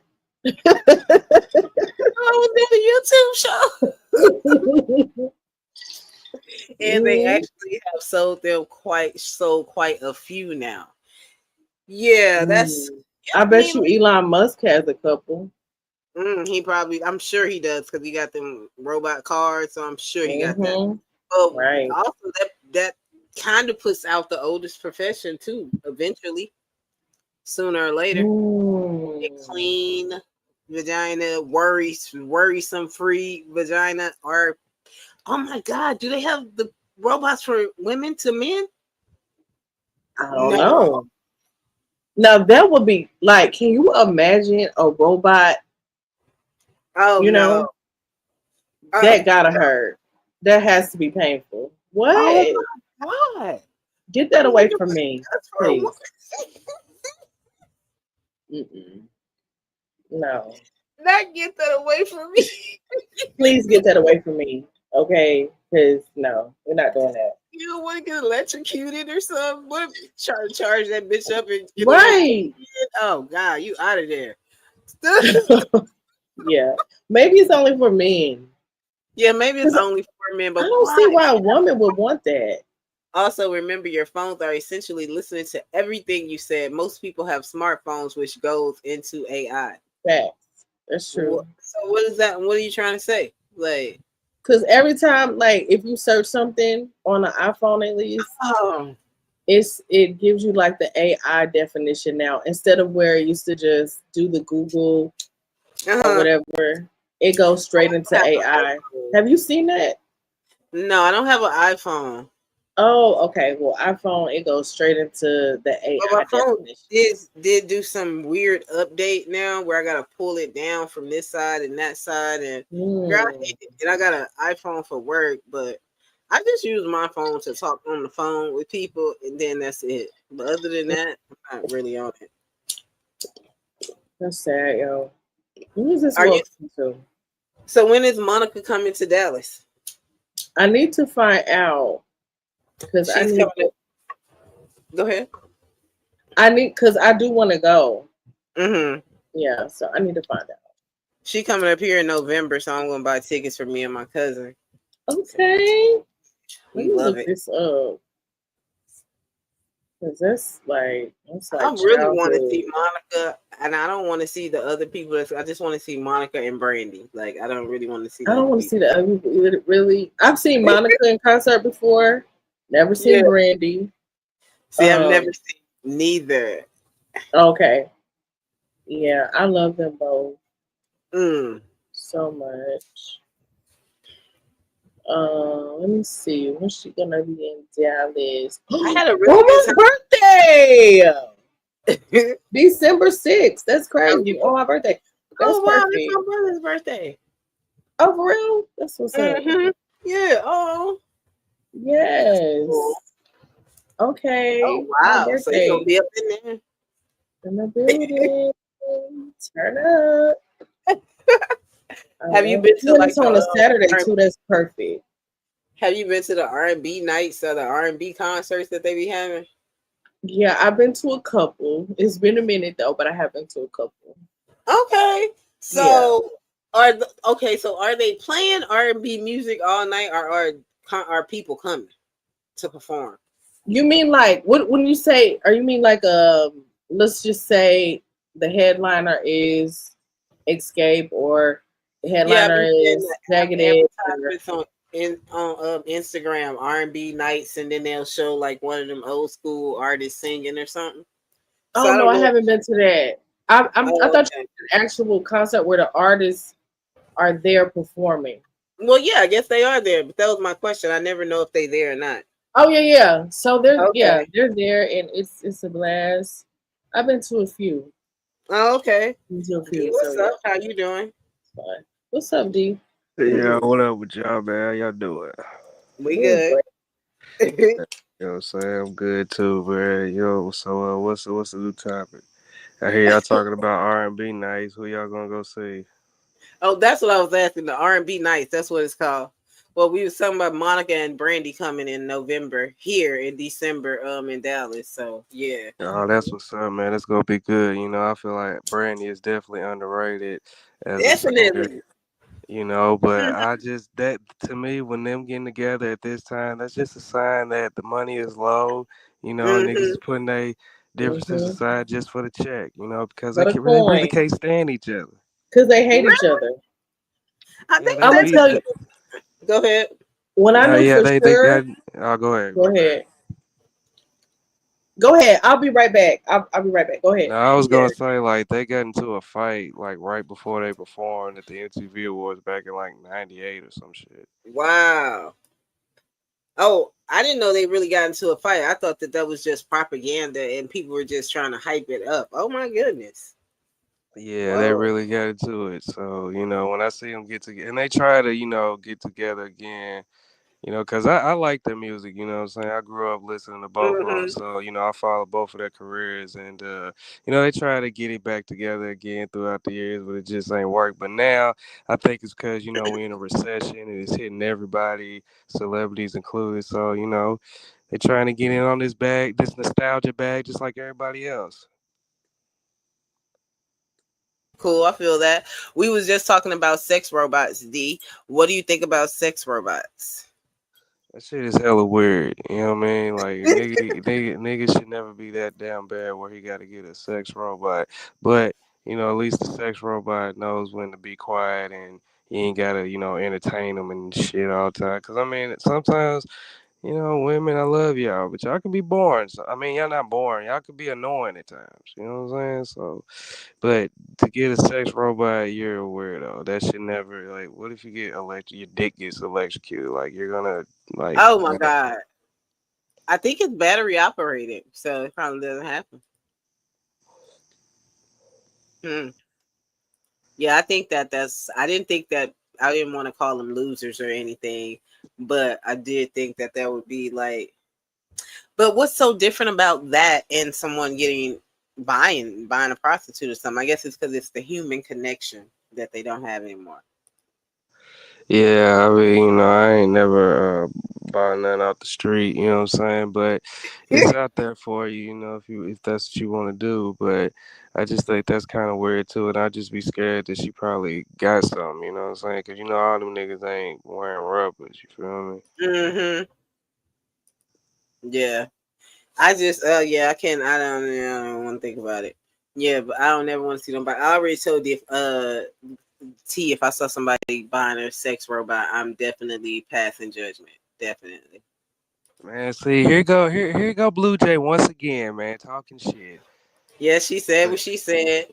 D loves to talk. LOL. Stop all the cap. Stop the cap about what?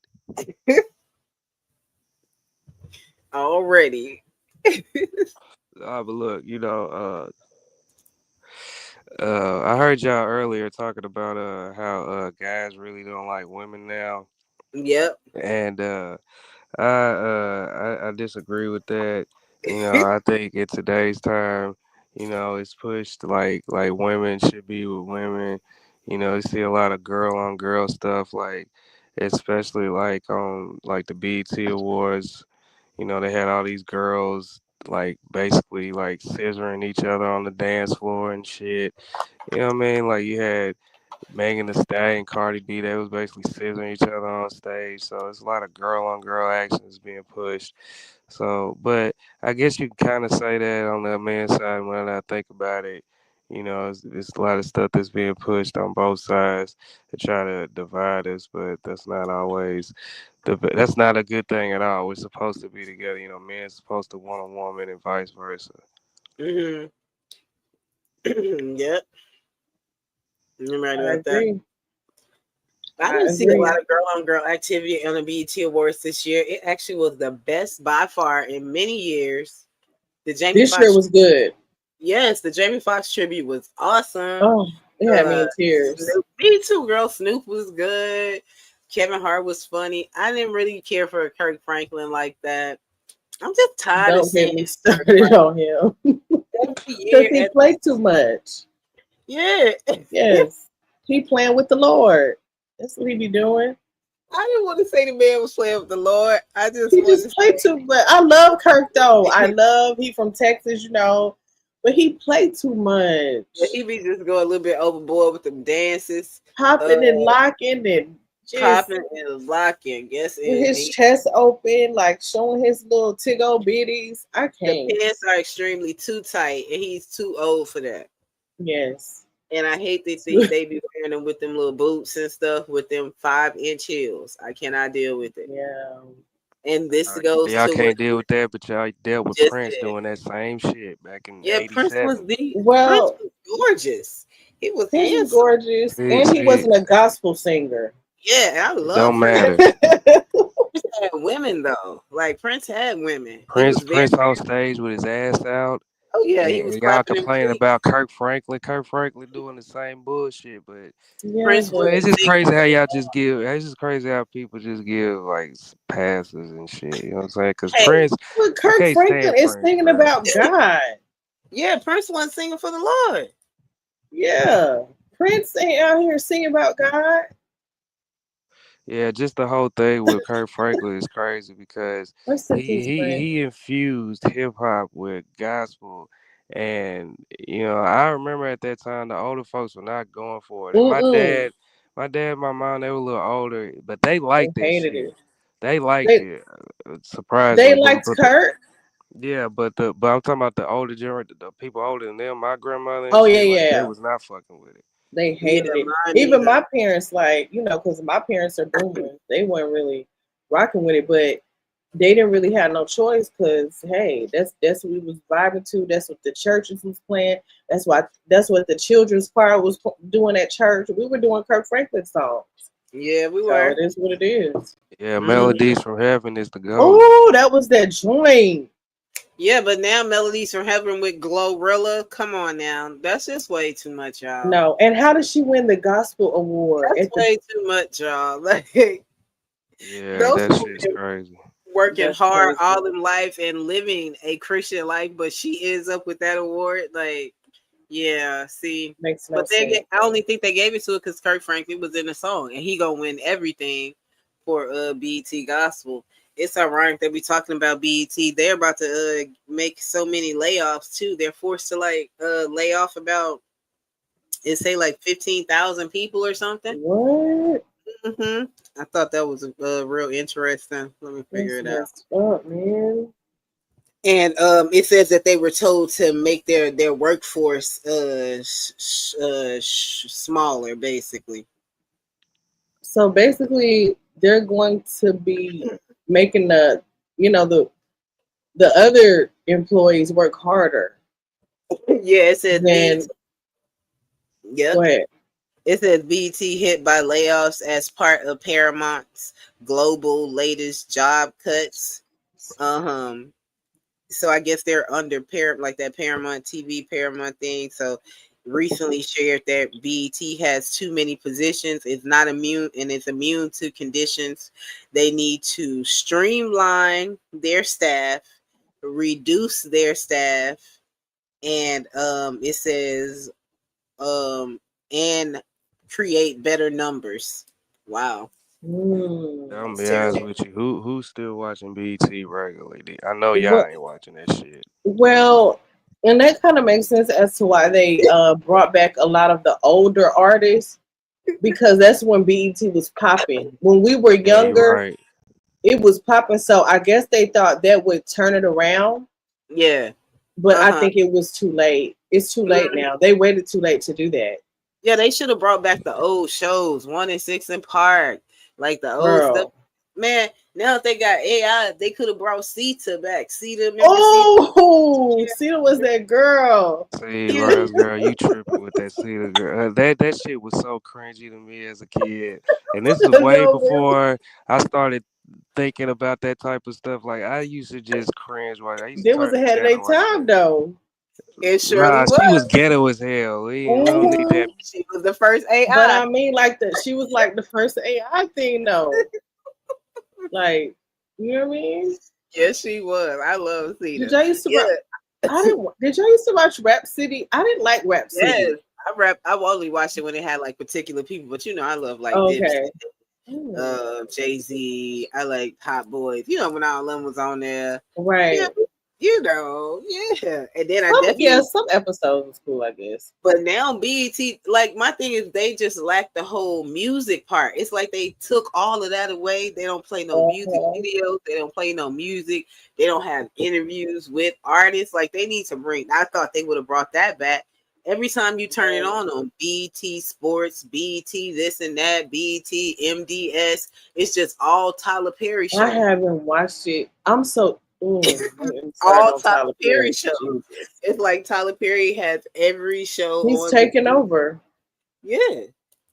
So he might, but I know he was supposed to buy it, or he was trying to buy it. He was trying to buy it, but they didn't allow him to buy it for whatever. If you see how many shows he has on BET, like I don't understand why they would not let him buy it.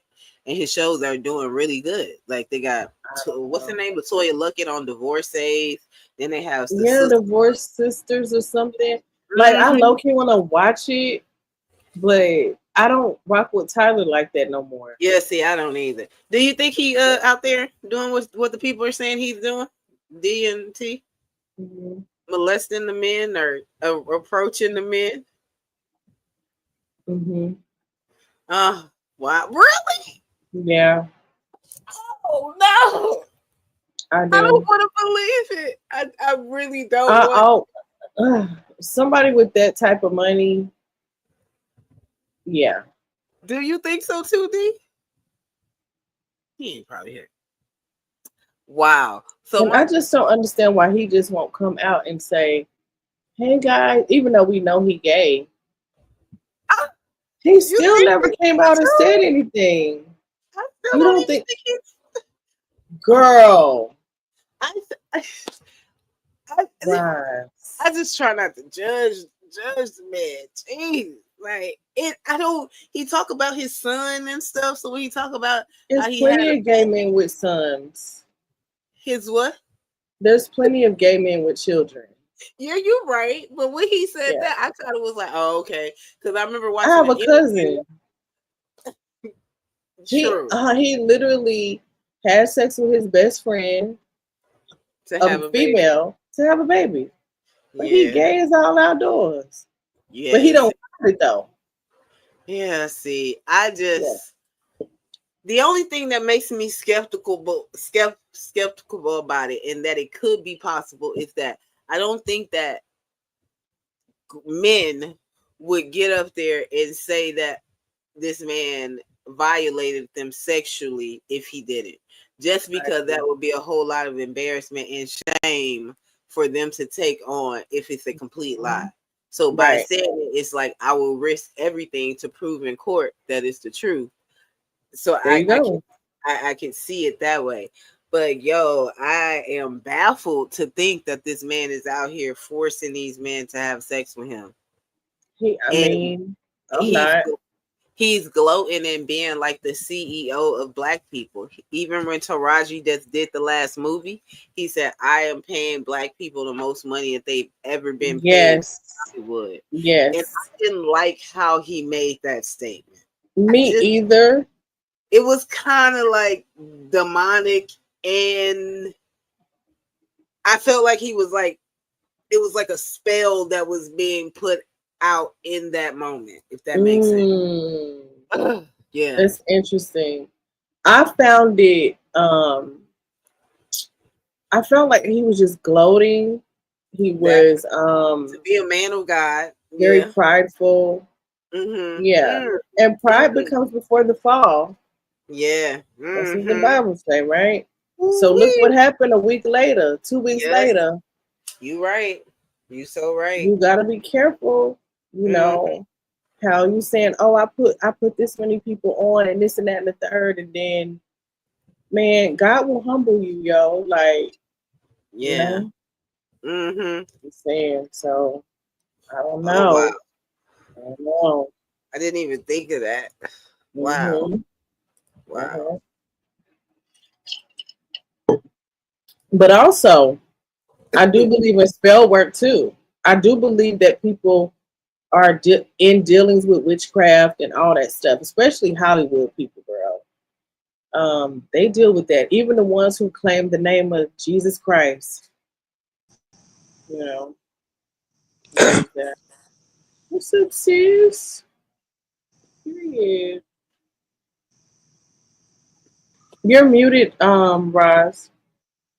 I think it's a lot of people out there doing witch work, but I think they do it to attain all the worldly and material things. There you go. It's where it gets, derailed for him. Yeah, Tyler Perry definitely sold out like a motherfucker. You know what I mean? long Like he time got ago. he got witchcraft over like the boomers that generation. He got witchcraft over the ones that go to church all the time. Oh yeah, they love him. He got that audience on lock. Yeah. Yeah, I just seen on what was it? Netflix, it had Tyler Perry, whatever, cruise or something. I was so mad that I tried to I didn't like Tyler Perry when he started having movies. I liked him when the plays out there, and it was just so hard to get a play, find a DVD with the play. Yes, I remember them days. But that whole movie part for me, all those seem to be the same. Same. I don't have a problem with the message, but it's just all the same.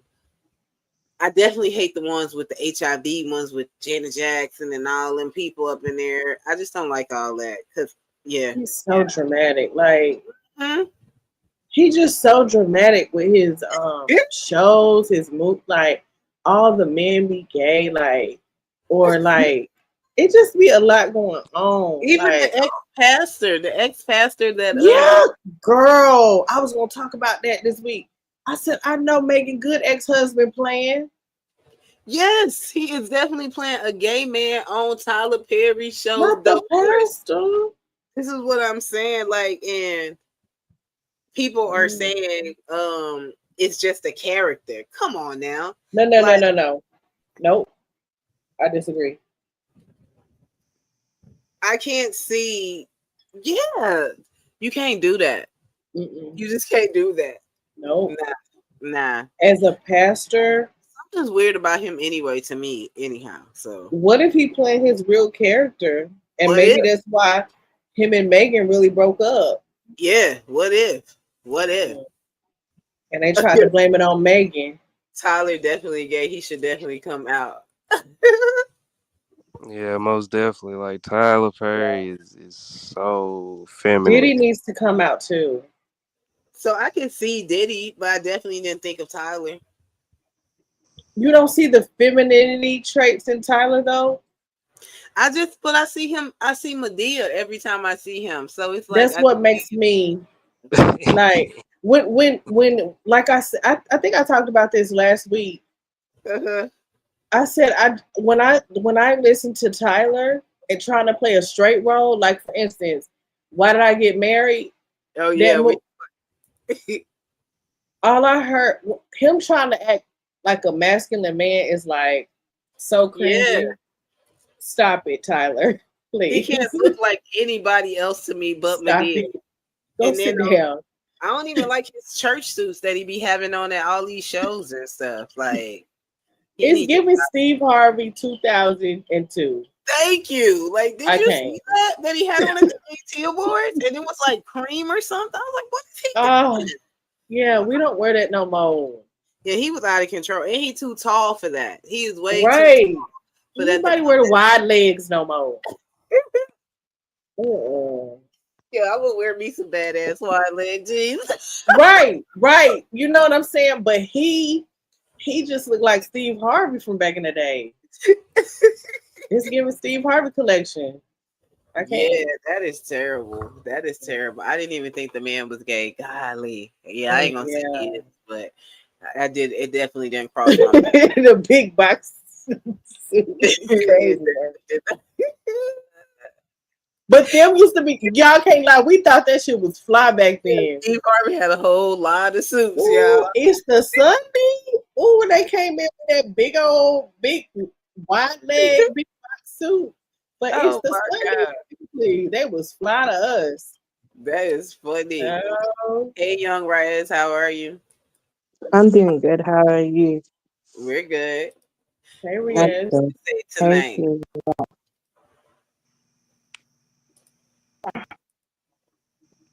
What you say? I didn't hear you. I'm sorry. How are you doing? I'm doing bad now, though, because I had a rough week today, though. Oh, you're breaking up. You got to go out and come back in. You can do that. Yeah, me breaking up a little bit. And I'm freezing I don't know what's going on with my internet tonight, but I keep freezing. It's bothering me so bad. Oh, you're okay. I got like all these dry patches on me of skin, y'all. Like I'm just trying to use all shea butter and everything, get my skin back. Ugh, yeah. I just don't like how like in today's time, guys like him are dominating because you know in the era that we grew up, you know with the good movies like Best Man and Boomerang and things of that nature and stuff, and it just sucks that we ain't never gonna see movies like that or similar to that anymore. You're like, why everybody gotta be gay now? I don't understand. Exactly. I seen and it's no shade, but hey, why y'all and they're putting it in the kids shows now, the cartoon, like why y'all gotta mess with the kids? It's a lot, y'all. It's a lot. Yeah, you don't want them to mess with the kids. Please let them get their own understanding. Don't even try to influence them into doing some unnatural stuff. I'm sorry, because it's natural at the end of the day. Exactly. It is what it is. What's the next holiday coming up? So we just had 4th of July. What comes up now? We got July, we got August. We don't have nothing in August, I don't think, y'all. Do we? Oh, Labor Day. He said Labor Day is next September, yeah. Okay. That's my dad's birthday. I'm be off of work. my dad's birthday. Oh, really? Thursday. 86. Shout out to your dad, 86? No, my grandpa's turning 86. Your grandpa. Okay, your grandpa. Okay. That's a blessing. Yeah, my dad's like what 61. Girl. Oh, you got young parents. My dad is about to be. Sis, help me out. I want to say 74. 74. Yeah. So my mom is 66. Are you having a live tonight, T? I probably, girl, if I do, it's so late, just music. If y'all want to come hang out, but girl, no topic. Nuh-uh. It's too late to be talking. Oh yeah, you know what I'm saying? After this, I'm just chill. Yeah, I've definitely been on for the last 3 hours and 30 minutes. So you know, I'm 30 minutes over my schedule. You're right, because you normally just go do 3 hours, right? And you done. Look at you being a trooper. I'm trying. Period. Yes. Thank y'all so much for joining the panel tonight. Like I said, it was an open panel, so we didn't talk about much. John was up here running his mouth. It was fun though. I enjoyed it. Yep. I asked. Oh, I don't know if you saw Spirit Oliver up here, D. I asked her about the girls' trips, and she was like, "I'm damn sure going on some girls' trips." I miss Spirit she had tonight. fun. She was up here. Yeah, she was up here earlier. Oh, I miss Spirit. Okay. Hadn't went out tonight, so some man told her she had to stay at home. So yeah, that's probably best. Just stay home, child. That's the best thing for y'all to do. Listen, ladies, stay y'all ass home. Okay, ain't nothing out there. What my daddy used to say? At a certain time of the open legs and something. What is it? I forgot. Yep. Anyway, but ain't nothing up out there after like 12 or whatever. Exactly. Stay out till home. Ain't nothing out there. Period. Where you have any last words that y'all want to say? Boop, boop. Man, I want to say thank you for having a live tonight, and I appreciate you letting me on and of course give my opinion. And hopefully you'll come back next week. Of course, I'll be here. I always love it. Yeah, man. Y'all have a good night. Have a good night, D. We hear you. Can you talking? Okay. Wait, how do I sound? Do I sound any better, to be honest? Mm-hmm. Okay, good. You do. We were getting ready to close it down. Okay. You've been sleeping for the past few hours. Yeah, it was though. Because sometimes though, I need a life that's very early for me. So sometimes though, I think mostly for the probably when I go to tea stuff, I wake up really early though, just to see it. He's in a What different time zone. Yeah. Yeah, I'm in the UK. Yeah, what time is it now there? It's about 8 o'clock in the Oh wow. morning. I feel special. He said he wake up and get on here with us. Yes. Oh.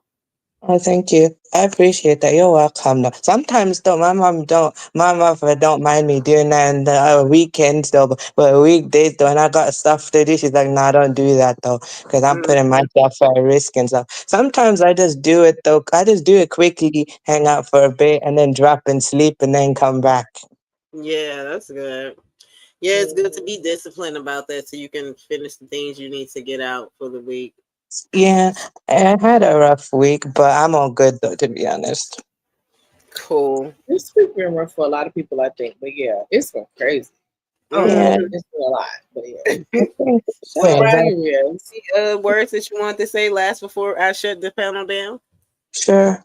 Probably the last word is the first. Please leave a like, comment, share, and also connect to the host. Connect to everybody else who's a creator here on the chat on the panel, and make sure to help us grow. Inshallah, God willingly, we'll grow.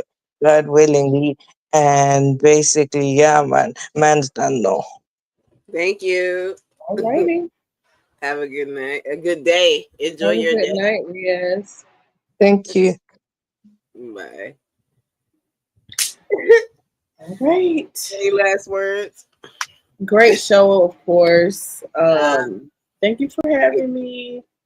Deadly message more than one. Oh my God, Stanley. That's crazy. Not more That's than one. hilarious. That's No crazy. disrespect. Crazy I'm work. sorry. Any last words? Yes, Roz. Thank you again for having me, of course. It's always a blast. I look forward to coming over here on Saturday night to survive. So thank you. Great show. Can't wait to see you again next Saturday, okay? Yes. Yes, but that's all I have. Love y'all. Chat. Thank y'all, everybody. Bye, guys. Stanley, you out of control. Rather only make jokes just to see you laugh. I love to laugh, Stanley. I love comedy, all that. So I'm gonna laugh, but I just hope that people don't get offended and accept it well. But tonight was a wonderful night. It was nice and easy, a long hard week, but you guys brought me through. Thank you, D, for joining the panel. Thank you, T, for joining the panel. Thank you, Spear Olivers, for joining the panel. Thank you, John, for joining the panel. I appreciate everyone, each and every one of y'all, as always. Share the live so that somebody can see it. Please come back and hit a comment on all of them. I'm going to do some editing on there, of course. But yes, I had a wonderful time with y'all. So be blessed. Get some worship tomorrow. And I'll see you guys next Saturday. Bye.